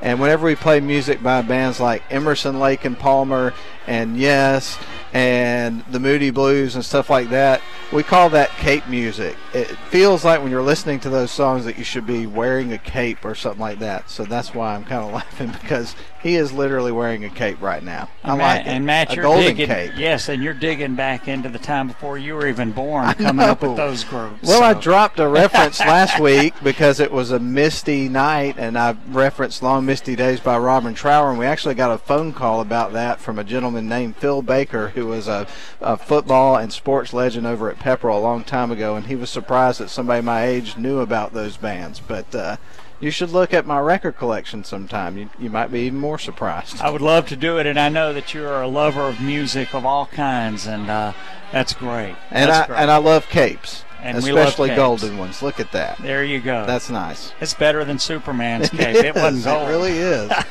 All right, halftime continuing here at Chris Hunter Stadium.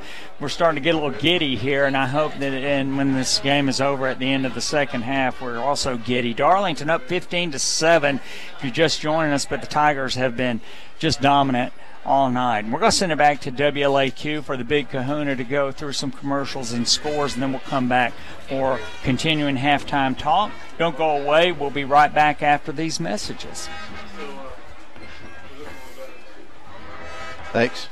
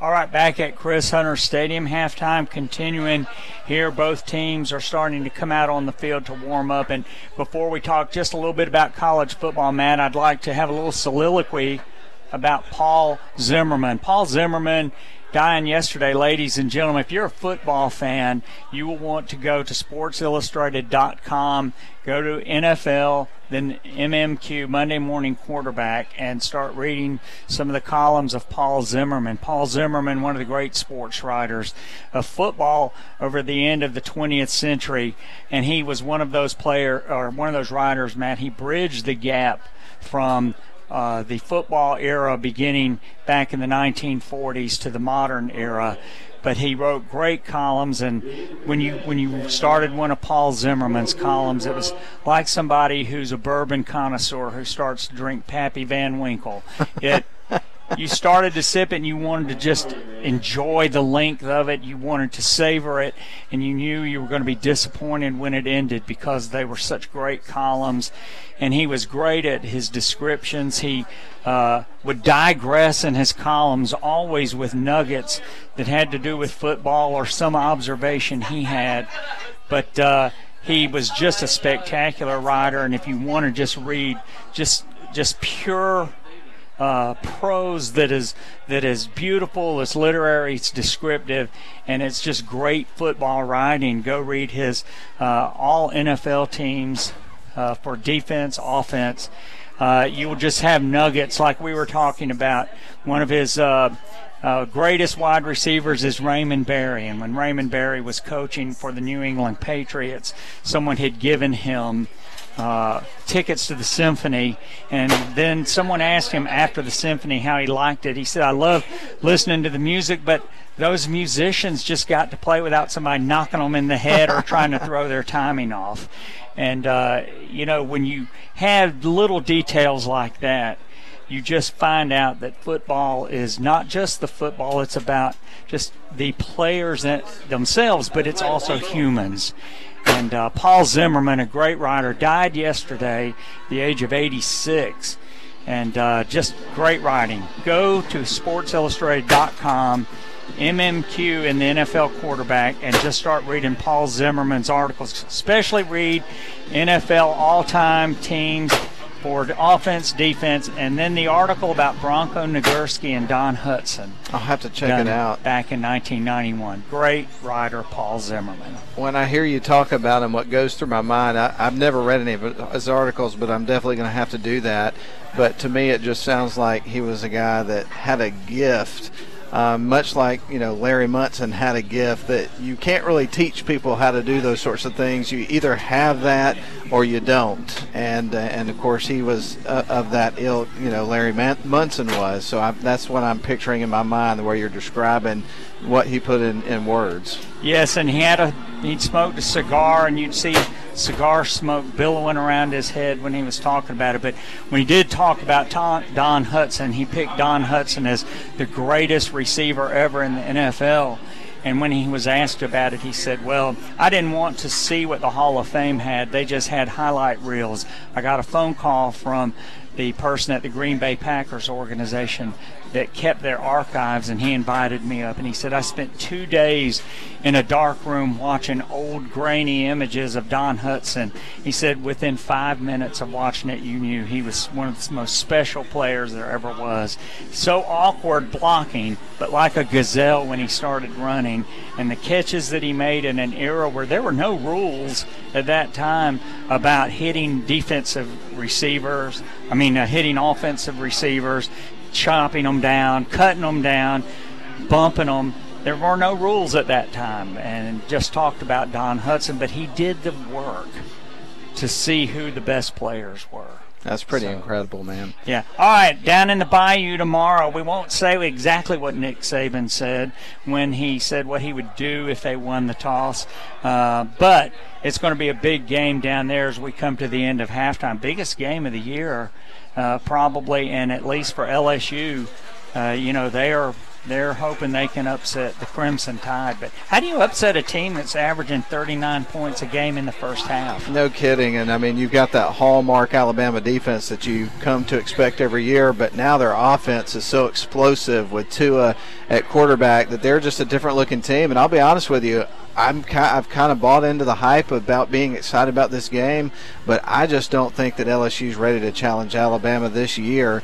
When you look back at the history of the series, I think the last time that LSU was able to slip up and beat Alabama was like 2011 in a crazy game that was 9-6, and they haven't won since then. And I think the streak is going to grow larger with Alabama winning this game, even though it's at nighttime in Baton Rouge, which obviously that's a big deal, but I think Alabama's ready for it personally. Well, they have a 7-game winning streak going into tomorrow night, and LSU's good, but Alabama's just scary. They are. Now. Alex Little teeing it up. Darlington going left to right on your radio dial. 2 men deep for Whitfield Academy. That ball is squibbed, and it's going to be to a man who falls down at the 27-yard line. Darlington does not kick it deep. So it's be 1st and 10. Let's see, at the 26 for the Wolfpack, and they will start their 3rd possession of the night. Can't believe I'm saying that here at the beginning of the 3rd quarter, but they have not had the football. Darlington has hogged it, and so now we'll see what Cole Peterson and the Wolfpack can do here in the 3rd quarter. No question about it, and here we go, man. First play. Darlington, 3 down linemen. Peterson in a shotgun formation, pistol back behind him, 2 wideouts to the near side, 1 to the far side. First play of the 3rd quarter, hands off to the pistol back, and he's off the left side, and he's going to cut it up into about the 30-yard line. So it'll be a gain of 4, Matt, on 1st down for the Wolfpack. Not a lot there, and I do want to mention this. This is not on the subject of this game, but Rockmart Yellow Jackets are up over Model 55-6, I think, at the halftime. Rockmart is going to go 10-0 for the first time since 1989, and they've clinched the first back-to-back region champs since 1956 and 57. So kudos to Rockmart on a great season. Absolutely. They are really loaded down there. Handoff to the pistol back, and he is going to be out to about the 34-yard line. Darlington had a man who was holding on to him for dear life, Matt, and kept him from getting the 1st down. 3rd down and about 2.5. The line to make is just beyond the 36. So 3rd and short here for Whitfield Academy. This is a good opportunity for Darlington's defense to get on track by pinning their ears back here and stuffing them here and getting a stop to start the 2nd half. Darlington brings in an extra down lineman, and that is going to be DJ Johnson, the freshman. Handoff to the pit. Oh, good gracious. Man shot inside. Cade Brock, and he drops the running back for a loss, Matt. What a great play by Cade Brock. It was, and it was a quick play, too. I don't see how he got in there that quickly and got him down, but really busted up the play, and they're going 3 and out. You know, Matt, I'm just sitting here thinking Honeymoon Bakery icing on the cake player of the game, and it could be the entire offensive line. But, boy, Cade Brock has made great plays on both sides tonight. 4th down, punting situation. Sumlin in a deep. He kicks the ball. Demetrius Rogers lets it bounce, and now you're just saying, please get away from that football, and he does. He lets it bounce inside the 15.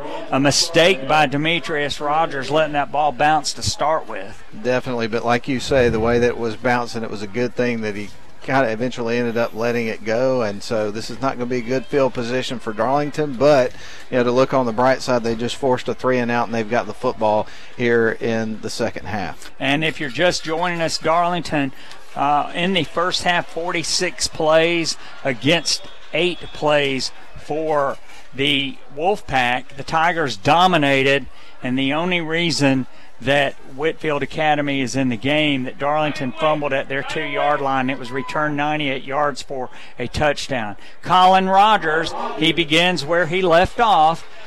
That was a 1st down play from about the 13, and he crosses the 15-yard line stripe. Matt, he's close to the 17. for a gain of about 3.5. Well, I think a good strategy here, Steve, is take the rest of the 10 minutes of the third quarter score and go up by 3 scores. Why not? I love it. I love it. Whitfield Academy now, they are selling out to the run. And their safeties, Matt, are playing on the 25, and the ball's on the 16. Hand off to Colin Rogers, and Colin Rogers is going to just turn around and just keep his feet pumping. And he's crossed the 25 out to the 26. First down, Matt, just power running. No question about it. Moving the chains, starting to take away some of the clock here in the third quarter. Yeah, and I'm just looking at here, and we don't have a Paul Horning type out there, but I just remember Paul Horning and Jim Taylor running the ball for the great Green Bay Packer teams of Vince Lombardi. And, that power running, and that's what Colin Rogers is giving right now. Frank Manning in a shotgun. He's going to hand it to Colin Rogers coming to the outside. Cuts inside 35, 40, 45, midfield, 45. What a stiff arm down to the 30. Oh, my goodness. I think he was down. Let's see, Matt. Yes, they're going to rule that he was down by contact. The ball came out. It did come out, but wow, what a great run, Matt. He hit the right side behind Colin Zazzaro, cut it up to the outside, and what a great run. And he's kind of grabbing at his eye right now. I think that, something happened there, and he might have got tweaked in the eye a little bit. They're looking at him on the sidelines. Yeah, he was stiff-arming the defender, and they're down to the 31-yard line of the Wolfpack. The Wolfpack are bringing up extra linebackers. Yeah, they've got 4 down linemen bringing up extra linebackers. The safeties are way up. Frank Manning in shotgun. Demetrius Rogers sidesteps, cuts inside, just dancing, and he's inside the 20, and they are going for that football, and now it's out. Oh, no. Oh, my goodness. Happened again. It happened again, and the Tigers have fumbled again. Goodness. Steve, the Darlington Tigers the last couple of games have had a little bit of a case of the fumbleitis for sure. Yeah, and Whitfield Academy was just grabbing at that football, and they have pulled it out, and they're at their own 15-yard line, and a great drive is stymied by not being able to hold on to the football here. Oh, boy. Now the Tigers have Whitfield Academy up under their goalpost, 1st and 10. For the Wolfpack at their own 15-yard line. Peterson in a shotgun formation. 3 wideouts to the far side, 2 to the near side. He's going to throw a quick bubble screen. Oh, crash! Crash. There's a flag on the play, but that was a crash right out there. He completed that, and that's going to be a 5-yard loss if it stands, Matt. And Darlington read that perfectly. And I don't even want to say this right now, but, it's always frustrating when you're putting the ball on the turf, but that's the second time in this game it's happened in the red zone. The illegal block. Chop block.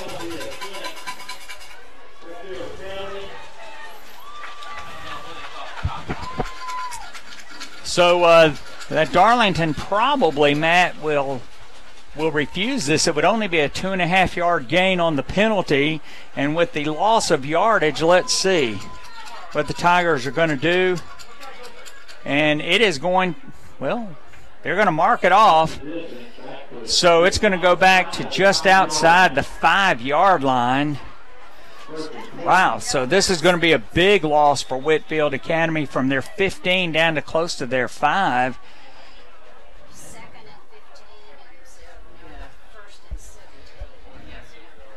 So we're up here calculating things in our heads, trying to figure out the math.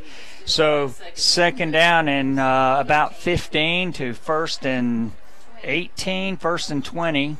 You're calculating the math, not me. I didn't major in math.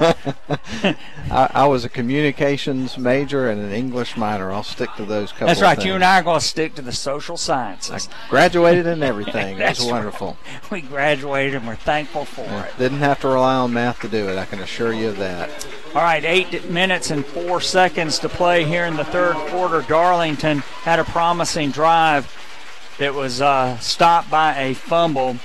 Peterson in a shotgun with a single setback beside him, and he's going to fake it to him. He's rolling to his right. He's got Cade Brock on him, but he throws the ball and gets it out.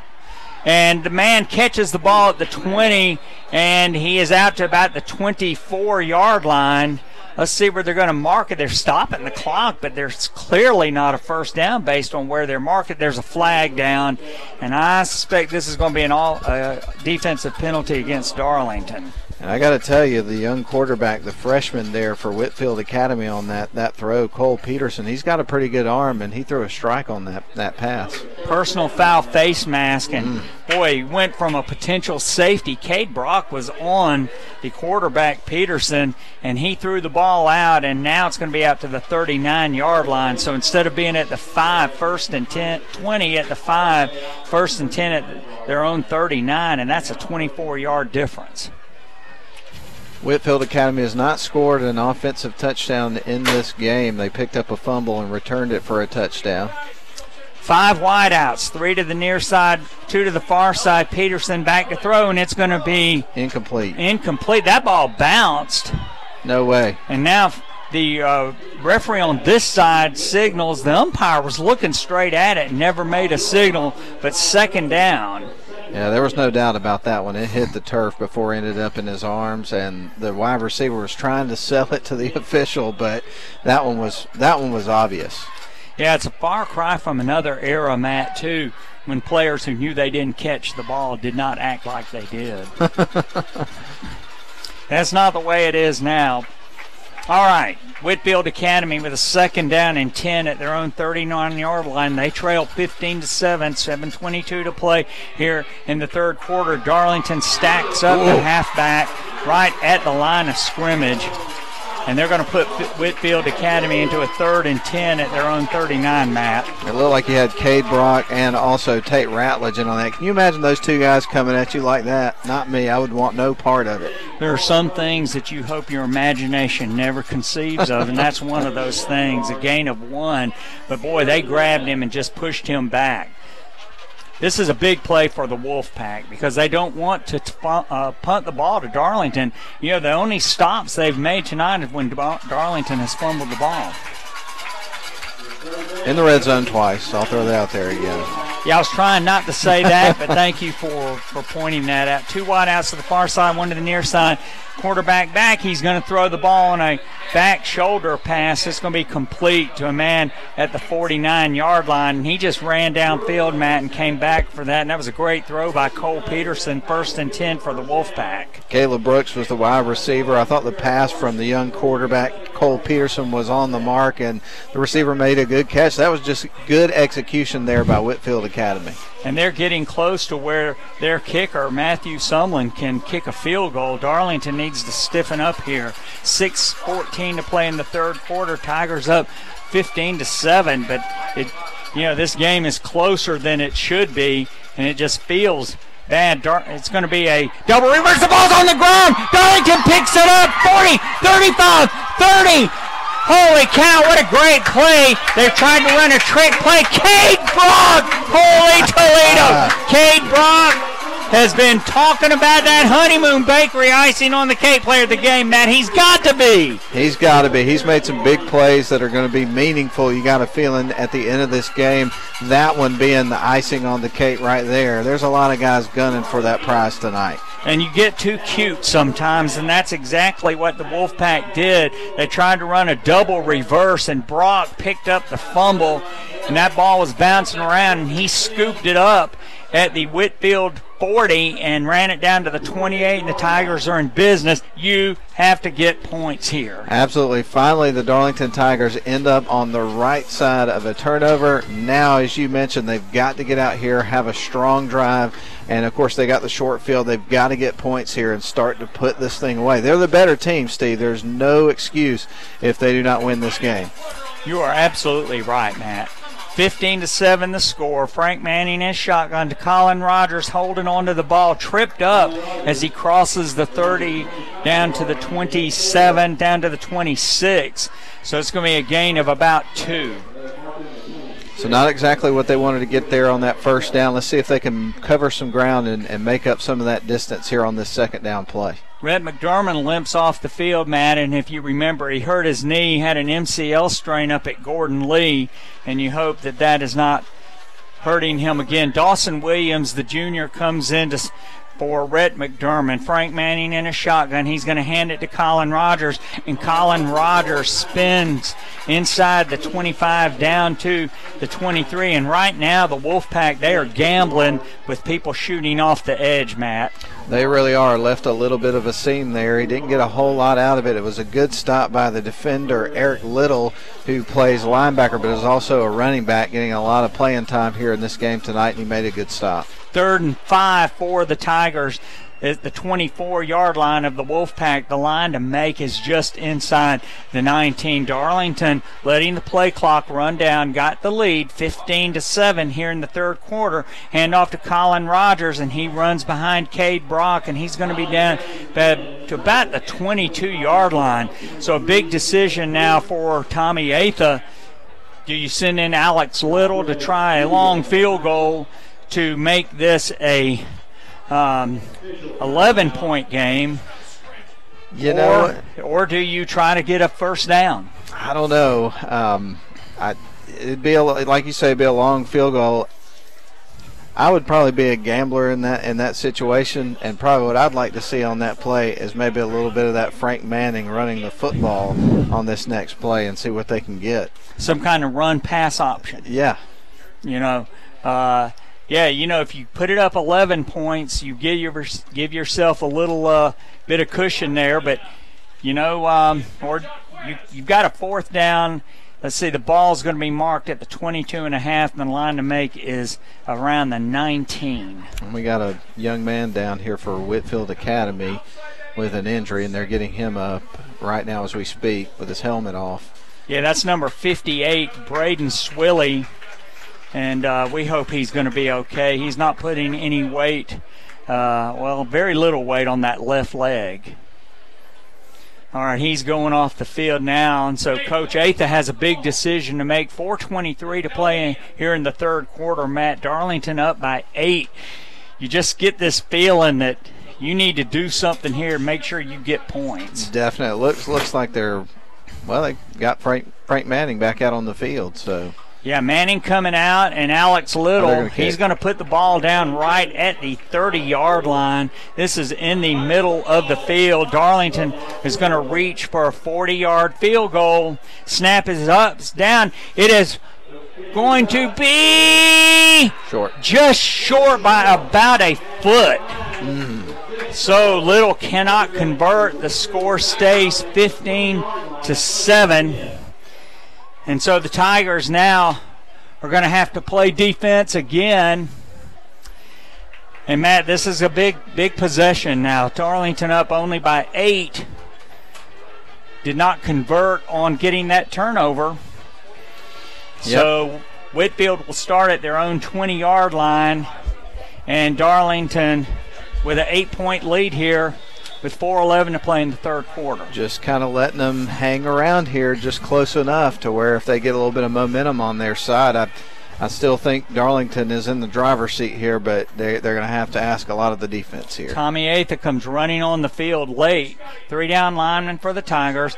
Brooks, he's going to throw the ball complete to a man on the far side. It's going to be a gain of about 5.5. Peterson, the quarterback. Just a little quick pass, and the ball's just inside the 26, and the line to make is the 30. Both teams with 3 timeouts, Matt.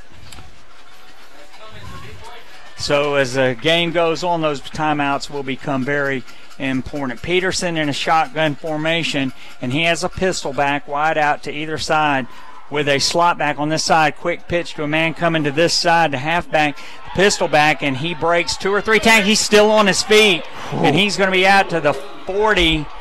Tate Ratledge is down for a second. He is limping off the field, and the Tigers are going to bring in Jonathan Smith. But, boy, that's a first down out to the 42, and the running back, and that is number 2, Caleb Brooks.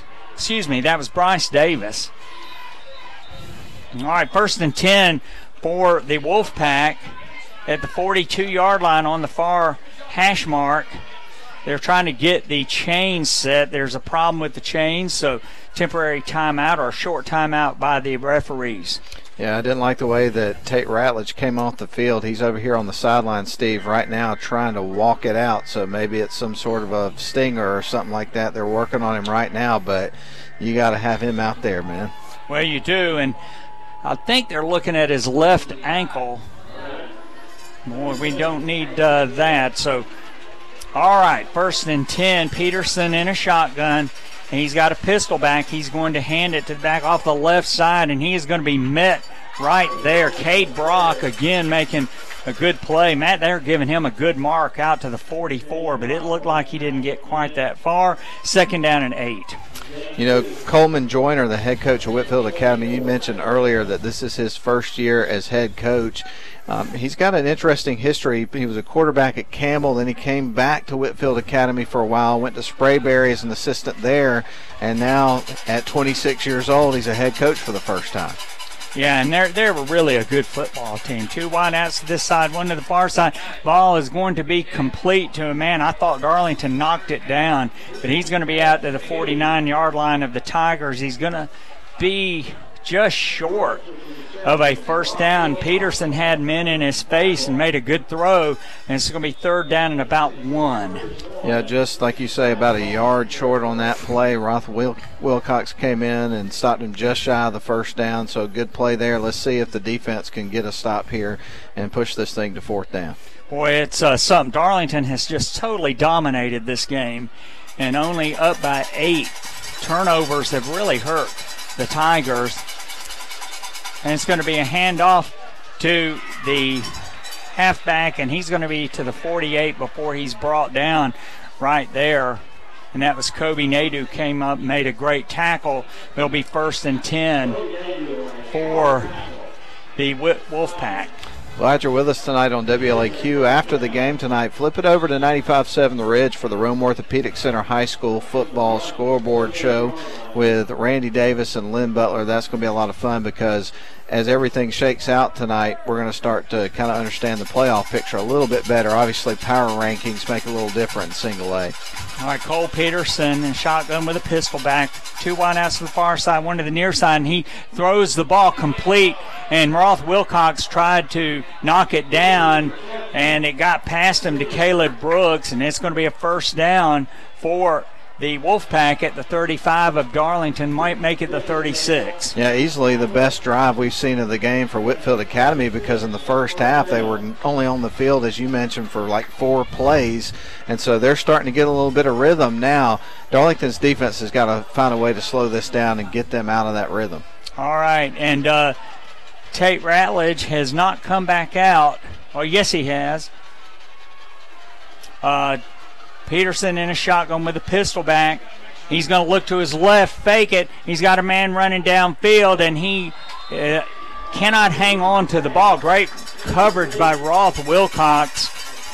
48 seconds to play here in the 3rd quarter.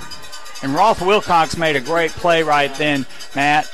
He really did make a great play, and he did a good job of, you know, kind of having the control going down the field to make the play and not have, you know, pass interference called. It was a good, clean play from Roth. All right, and Tate Ratledge is not out there. Jacob Daniel and DJ Johnson and Cade Brock are the down linemen. 2nd down and 10 for the Wolfpack at the Darlington 36. Tigers up by 8 points if you're just joining us.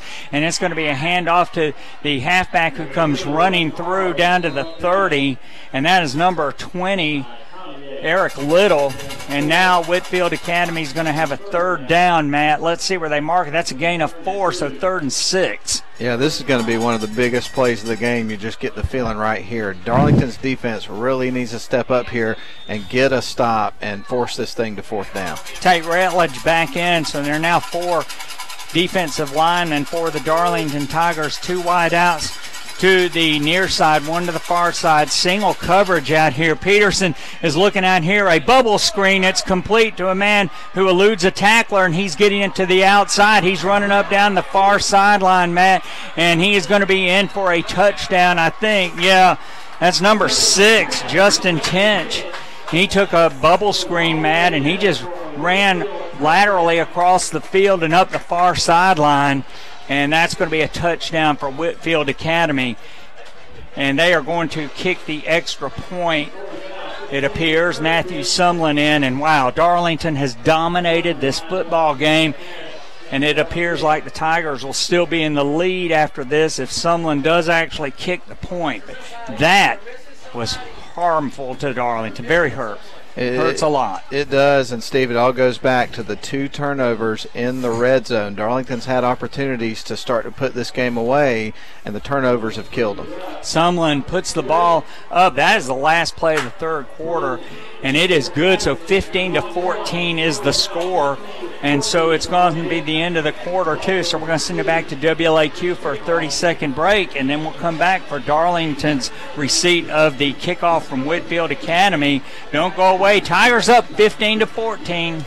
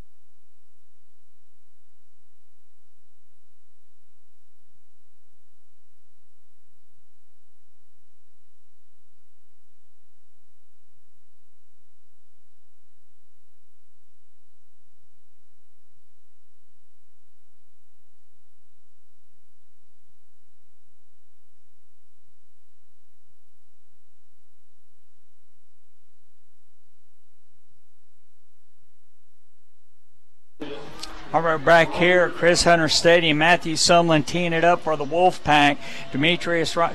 Roth Wilcox deep for the Darlington Tigers. First play of the fourth quarter. Tigers up 15-14 after the Wolfpack score on a long touchdown drive. Wilcox takes it in the end zone, and it is an immediate touchback. And, Matt, you know, you're looking here. If you're Darlington, you dominated this game, and you're up by a point, and turnovers in the red zone and missed opportunities. Yeah, there's no question about it. I mean, when you look at this game at this point in time, if Darlington comes up on the end, you know, the short end of things, you're going to look back at those turnovers because, like you mentioned, one of them was on the 2-yard line. They were about to punch it in and score, and then the next one, I think, was on the 15-yard line, and you just can't do that and leave teams in games like this. And, you know, it's weird when you look back this time last year, similar situations taking place in this game. I don't know what it is about Darlington and Whitfield Academy. Yeah, and you know, this is one of those things you just got to keep what you've been doing, but you've got to move the chains. Colin Rogers, he's out to the far side, cuts it upfield, and he's going to be out to the 25-yard line. Nice run, but there's a flag down, and that is never a good sign on offense on a running play. This is an illegal shift against Darlington, which means the Tigers had 2 men in motion at the same time, or somebody didn't get fully set before the ball was snapped.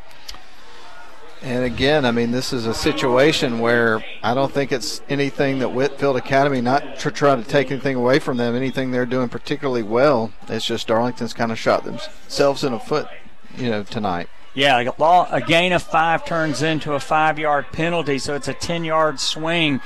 The Whitfield Academy linemen, they got their hands on their hips. They are tired, and Darlington should be able to run the ball, but you got to do this without making mistakes. Manning changing the play at the line of scrimmage. He hands off to Colin Rogers, and there's nothing there. And that time he just got met right at the line of scrimmage, 2nd down and 15. Yeah, and, you know, I think that, you know, the fact that Whitfield Academy scored that touchdown, had the successful drive, has given them a bit more energy in this game because obviously Darlington's been wearing them down throughout the game, but sometimes when you have some positive things happen like that, it gives you a spark on both sides of the ball. And, you know, Matt, it does happen, and they're still selling out on the run. You know, they're bringing their linebackers up. And their safeties, there's not anybody more than 6 yards behind the line of scrimmage. Frank Manning, he's going to fake it. He's going to roll to his left, and it's going to be incomplete, intended for a man coming across the middle of the field, and that was Cam Watson coming to the near sideline. Frank was rolling to his left. That's not an easy throw to make. Now the Darlington Tigers are in trouble because they got 3rd and long. Yeah, this is not exactly this team's specialty this year. They don't have quite the downfield passing game that maybe they had in the first game or two, but nonetheless, we'll see what they do here. I would imagine they're just going to run the ball, see if they can get in a little bit better position to punt it away. 10:48 to play here in the football game, and Tate Ratledge, he's limping. He's the punter. Frank Manning, he's going to throw the ball complete over here to Casey Gunn, trying to get to the sideline. He's knocked out of bounds at the 21-yard line. Boy, did that penalty hurt. It really did. Darlington's going to go 3 and out here on this drive. You have absolutely zero choice but to punt the ball away. And, hey, we're in the fourth quarter. It's anybody's ball game. It's a 1-point game. Yeah, and this has been the mantra all season long, Matt, where you really do not stand prosperity very well. Caleb Brooks back to receive this punt from Tate Ratledge, who is limping on that left leg, and that's going to be his plant leg. Here's the punt. It's a terrible punt. Terrible punt, just went straight up the chute, and now it's bouncing backwards. Oh. So that ball is actually going to be down at the 21-yard line of Darlington, which was the fourth down line of scrimmage, and that is just, well, let's make it the 23, and 2-yard punt. Whoa. Yeah. And, you know, I think you hit the nail on the head. When you watched him go out there, you could tell that he couldn't put any weight on that plant foot, you know, at least not his full weight, and that really affected him kicking that football. Yeah, and unfortunately, Matt, this has been, like we were saying, this team, has not run away from anybody since the Pepperell game, which was the first game of the season. And but this has been a real problem. Tate Ratledge really limping, and I'm sure that Coach Joyner has noticed that, and they're saying go at him. Peterson in a shotgun. He's going to throw the ball out here complete to a man on a bubble screen. He's trying to run across the field, and he breaks tackle after tackle, and there's a flag down, and that's probably going to be a holding penalty where it is. But he caught the ball on the near side, Matt, and he just ran backwards across the other side of the field, and it is going to be a holding penalty. That's a big penalty right there, and hopefully this is something that Darlington can take advantage of. They got a break here, and now they got to see if they can kind of get things swinging in their direction. Yeah, and Darlington right now, the body language is one of dejection. And, you've got to get yourself refocused. 10:20 to play here in the football game. You've got to get a stop. Even if you just hold them to a field goal attempt, you've got to get a stop. I don't think anybody here would imagine that this game in the fourth quarter with 10 minutes to go would be a 1-point game the way things went in the first half. Yeah, it's just hard to imagine at all. Peterson in a shotgun. 2 wideouts to the far side, 1 to the near side. He's got a pistol back behind him. Darlington, it's a hard time getting rid of the ball, and Tate Ratledge came flying in, grabbed the running back, number 20, Eric Little, by his jersey, spun him around. He got away, but then he had other help come, and that's going to be a big loss for the Wolfpack back to their own 41. Yeah, you can tell that Tate Ratledge is not 100% right now, but thankfully he had a couple of his teammates, one of them, Cade Brock, come over and help him on that play, and that was just what the doctor ordered for the Darlington Tigers. A second down and a mile for the Wolfpack. The ball's at their 41, and they have to get it down to the 14 for a first down. Matt, I suspect they're going to try to get some yardage back, at least get it in a field goal position. 2 wideouts to this side, 1 to the far side, and they're throwing a screen pass. Hold right there. Referee didn't see it, didn't call it. But the man's going to be down to about the 29-yard line. Oh, maybe he did see it. There's a flag right there. Grab Brett McDermott. And they did see it, Matt, so that's going to move the ball back. Yeah, we've seen 2 holding calls against Whitfield Academy here on this offensive drive, and so things were really shifting in their favor in terms of the momentum of this game. But you pick up a couple of big penalties like that, you can see the momentum starting to shift. So instead of a gain of 12, penalty will be a loss of 4 based on where they mark it off. It's not a penalty from the previous spot. It's a spot foul. But it was set up nicely except for the hold. If you were Coach Joyner, that's hurting them. So 9 minutes to play in the football game. Darlington up by a point. Second down and really long. 3 wideouts to the far side, 1 to the near side. Peterson in a shotgun. He's looking to the left side. It's going to be intercepted by Darlington.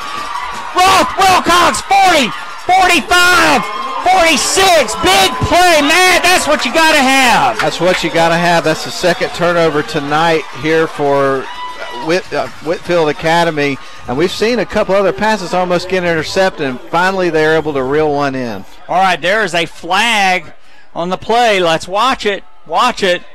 Roth Wilcox intercepted the ball at about the spot where the flag is. So let's see what the referees are going to call. The Whitfield Academy players who are listening in on the conversation are dejected.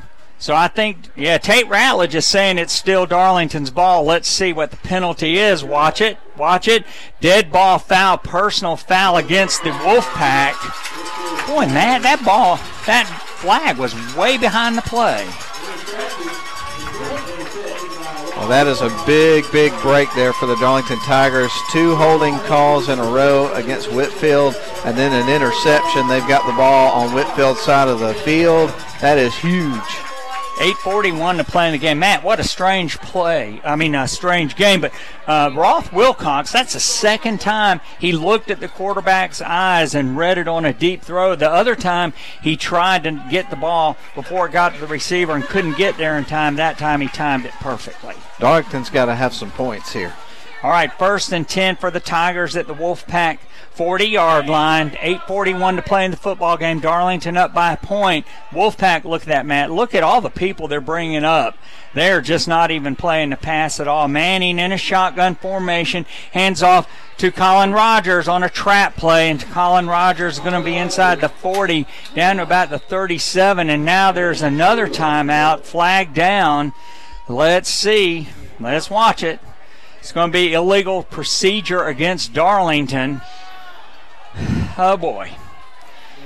So now this has turned into a sloppy game. You just stole the words right out of my mouth. I've just started to say, right as you said that, this is becoming a slop fest here in the second half after a pretty cleanly played first half. Yeah, there were not that many penalties in the first half. I think maybe 4. But, boy, there have been a lot of them in the second half. And now the Darlington Tigers with a 1-point lead, wanting yards, wanting to move the chains, wanting the clock to run, lose 5. 1st and 15, handoff to Colin Rogers, who cuts it up inside in a hole, and he's going to be inside the 40, Matt, down to about the 38.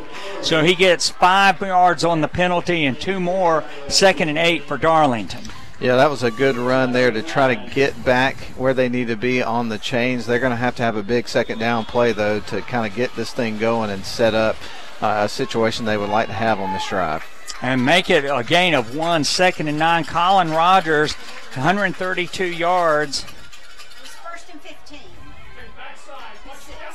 It's a gain of 6. So, gain of 6, and it's going to be inside. Colin Rogers, he just puts both arms around the ball, Matt, and he's going to be down at the 32. So it was a gain of 6 instead of the 38, the 39, and now he's going to be down to the 31-yard line. Make it 32, be 3rd down at about 1. Yeah, I would imagine here on this play you're probably going to see more Colin Rogers, or this might be a situation where you may see Frank Manning, as you mentioned, on maybe an RPO or something of that nature and running the football.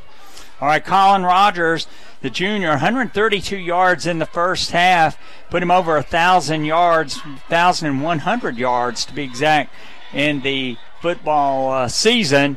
And now Darlington has called a timeout. So 3rd and about 1.5, 7:04 to play in the football game. Tigers up 15-14. Send it back to the Big Kahuna here for a 30-second break, and we'll be right back. Take it away, Randy.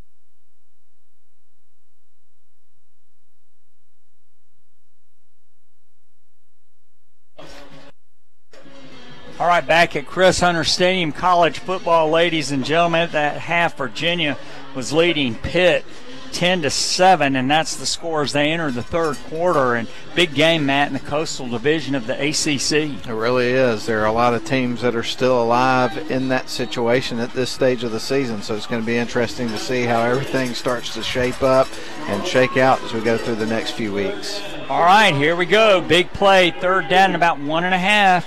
The Wolfpack bringing up extra people. Hand off to Colin. Number 30, inside the 30, down to the 25. And Matt, he hit a hole. And when you don't have anybody beyond the line of scrimmage, you are really playing with fire. And the Wolfpack were fortunate to have somebody step in there and tackle him at the 25. They were. He kind of got tripped up a little bit, and it looked like that was going to be a play where he might be taking it to the house. So they dodged a bullet on that play, but Darlington got the first down, and they can take some more clock and hopefully get down the field and put this thing away. Tigers up by 1. Casey gun in motion right to left. Hands off to Colin Rogers.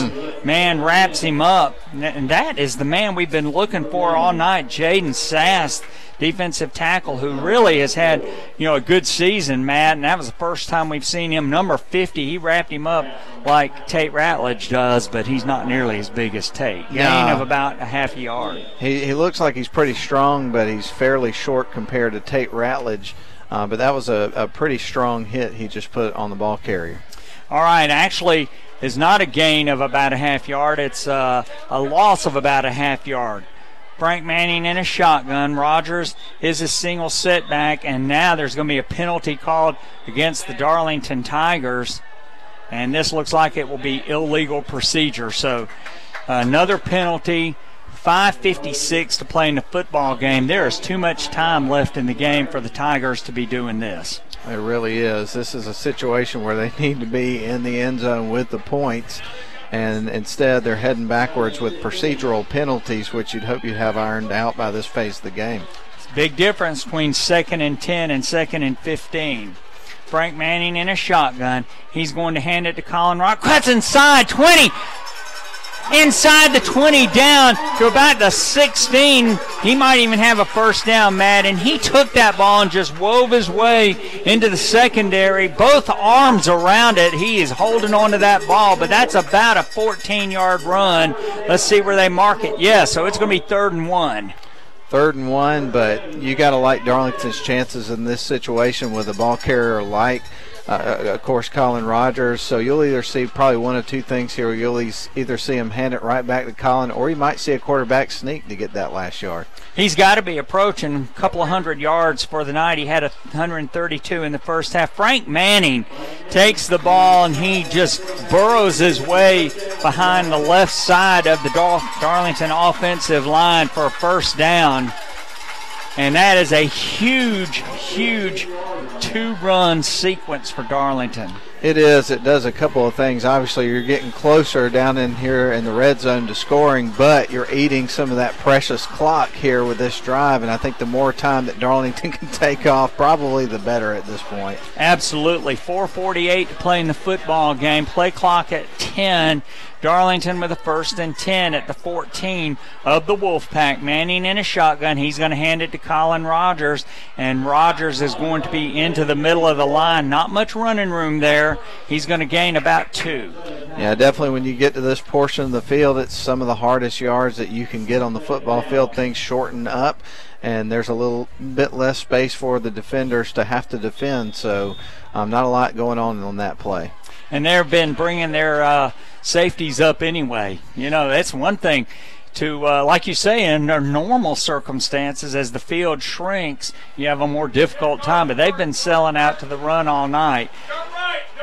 It's going to be 2nd down and 8 at about the 14. Handoff to Colin. Cuts inside. Touchdown, Darlington! Colin Rogers off the left side behind Tate Ratledge. Holy cow, man, he had both arms around that ball, cut off the left side, and that's going to be a 14-yard touchdown run for the Tigers, and that extends the lead to 21-14 with Little coming in for the point. I think Colin looked up here and said, hey, guys, you're not going to have a choice. You're going to have to give me the Honeymoon Bakery icing on the cake player of the game again. Yeah, how can you deny it? At this point, he's got to have close to 200 yards. Our executive producer, he's way over 200. Eclipsed 1,000 tonight. Yeah, so. What a great season. Great run. 3:53 to play in the game. Tigers up by 8. Little put up the point. We'll send it back to the Big Kahuna, Matt, for a 30-second break. Randy, take it away, but y'all don't go away.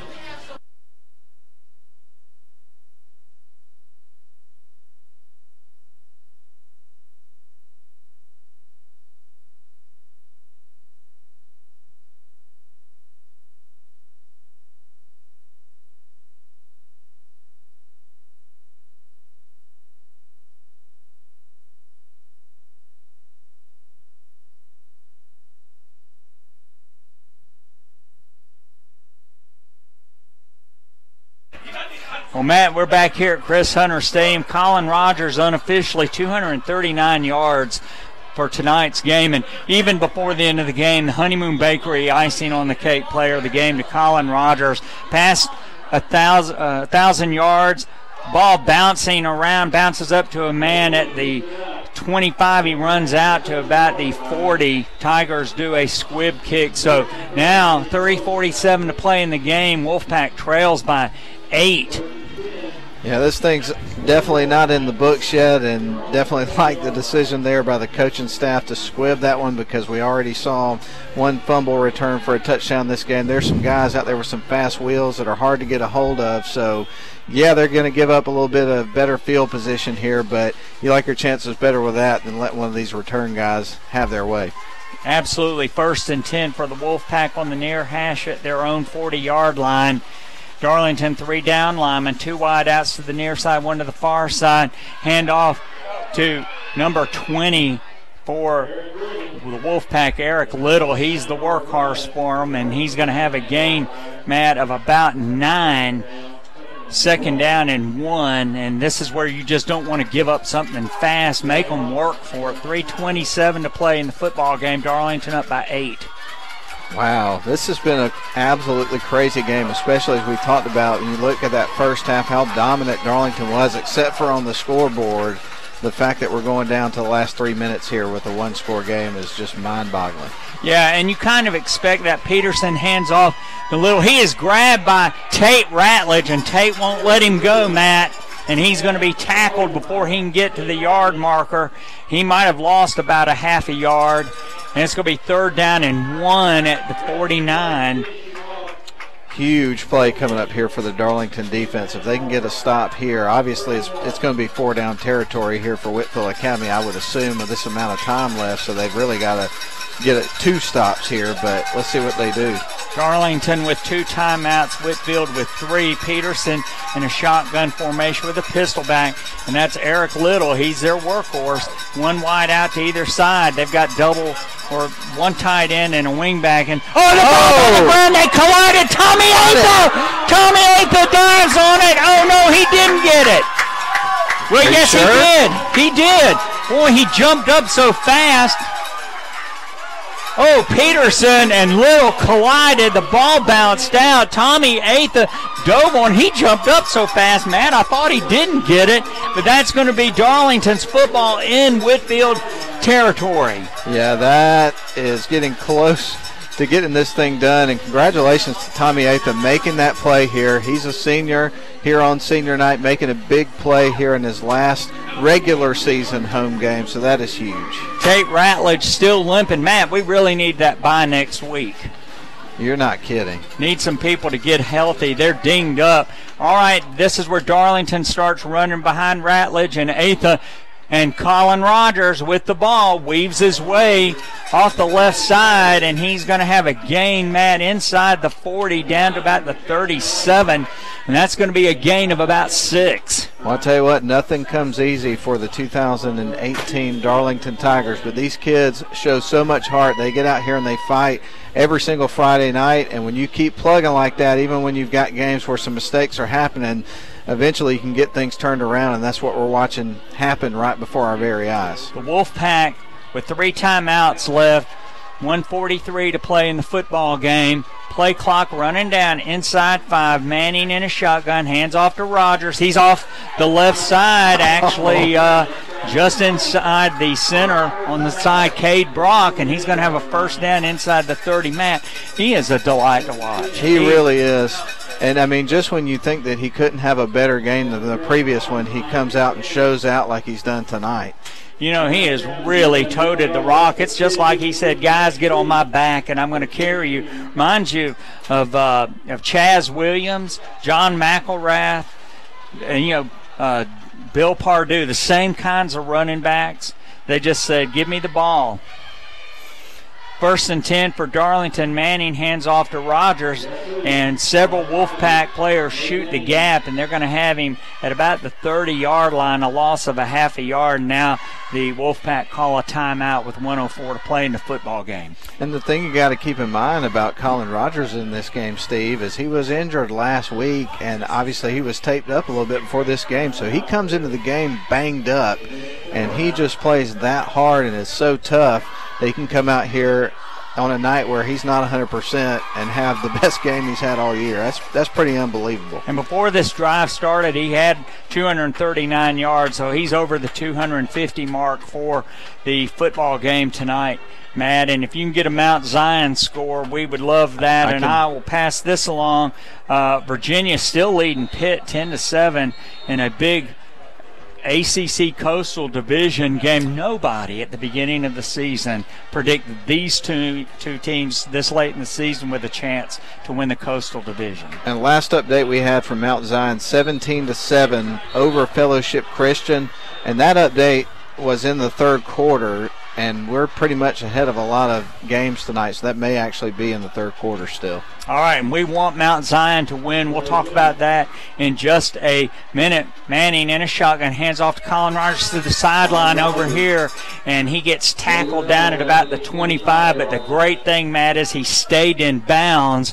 So with 56 seconds to play, Darlington up by 8, 22-14. Third down, Matt, and about 6. So this timeout stops the clock. Second timeout for the Wolfpack, and they have one left. I tell you what's interesting also about this game is when you look at averages, because Darlington this year has been averaging 22.7 points a game, giving up 14.6. Right now the score is 22-14 with under a minute to play. Isn't it weird how that works out sometimes? Yeah, it really is strange. But, you know, all year long the Darlington team has just been very steady and very predictable. You know, last week giving up 35 points was an aberration. But the Tigers really had a chance to fold tonight and did not. They didn't, and you know, we've talked about it throughout the year, the way this team is built. If they have to get out and score 30 points to win a game, they're probably not going to win that game. The one time that we saw that they were going to have to do that, they ended up losing. But, man, what a great effort tonight for the entire team. They faced some, you know, difficult spots in this game, but they're really overcoming it. 56 seconds to play in the football game. Colin Rogers is the single setback. Darlington in a power formation. Colin Rogers takes it off the left side. Had a man come in on the backside and tripped him up, and he's down at the 21-yard line. And now the Wolfpack use their last timeout with 49 seconds left.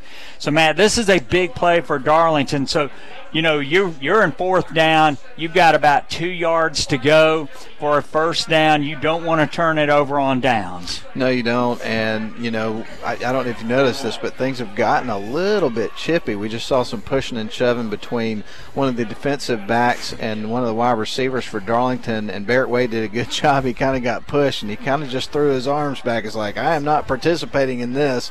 Last thing you want to do if you're either team in a close game like this is make a mental error and come up with a personal foul in this situation for either team.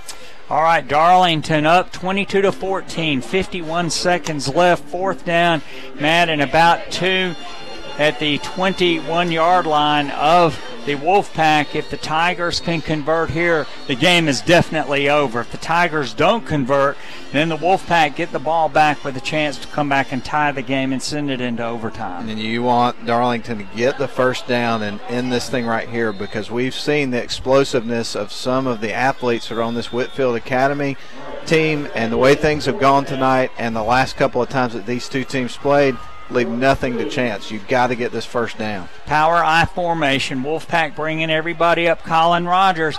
And he spins, Matt. I think he may have it. Let's see where they mark it. It's going to be close. He spun.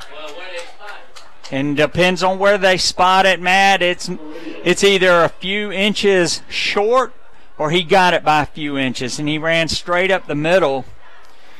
They're going to probably have to measure this, wouldn't you think? I would think that they will, Matt.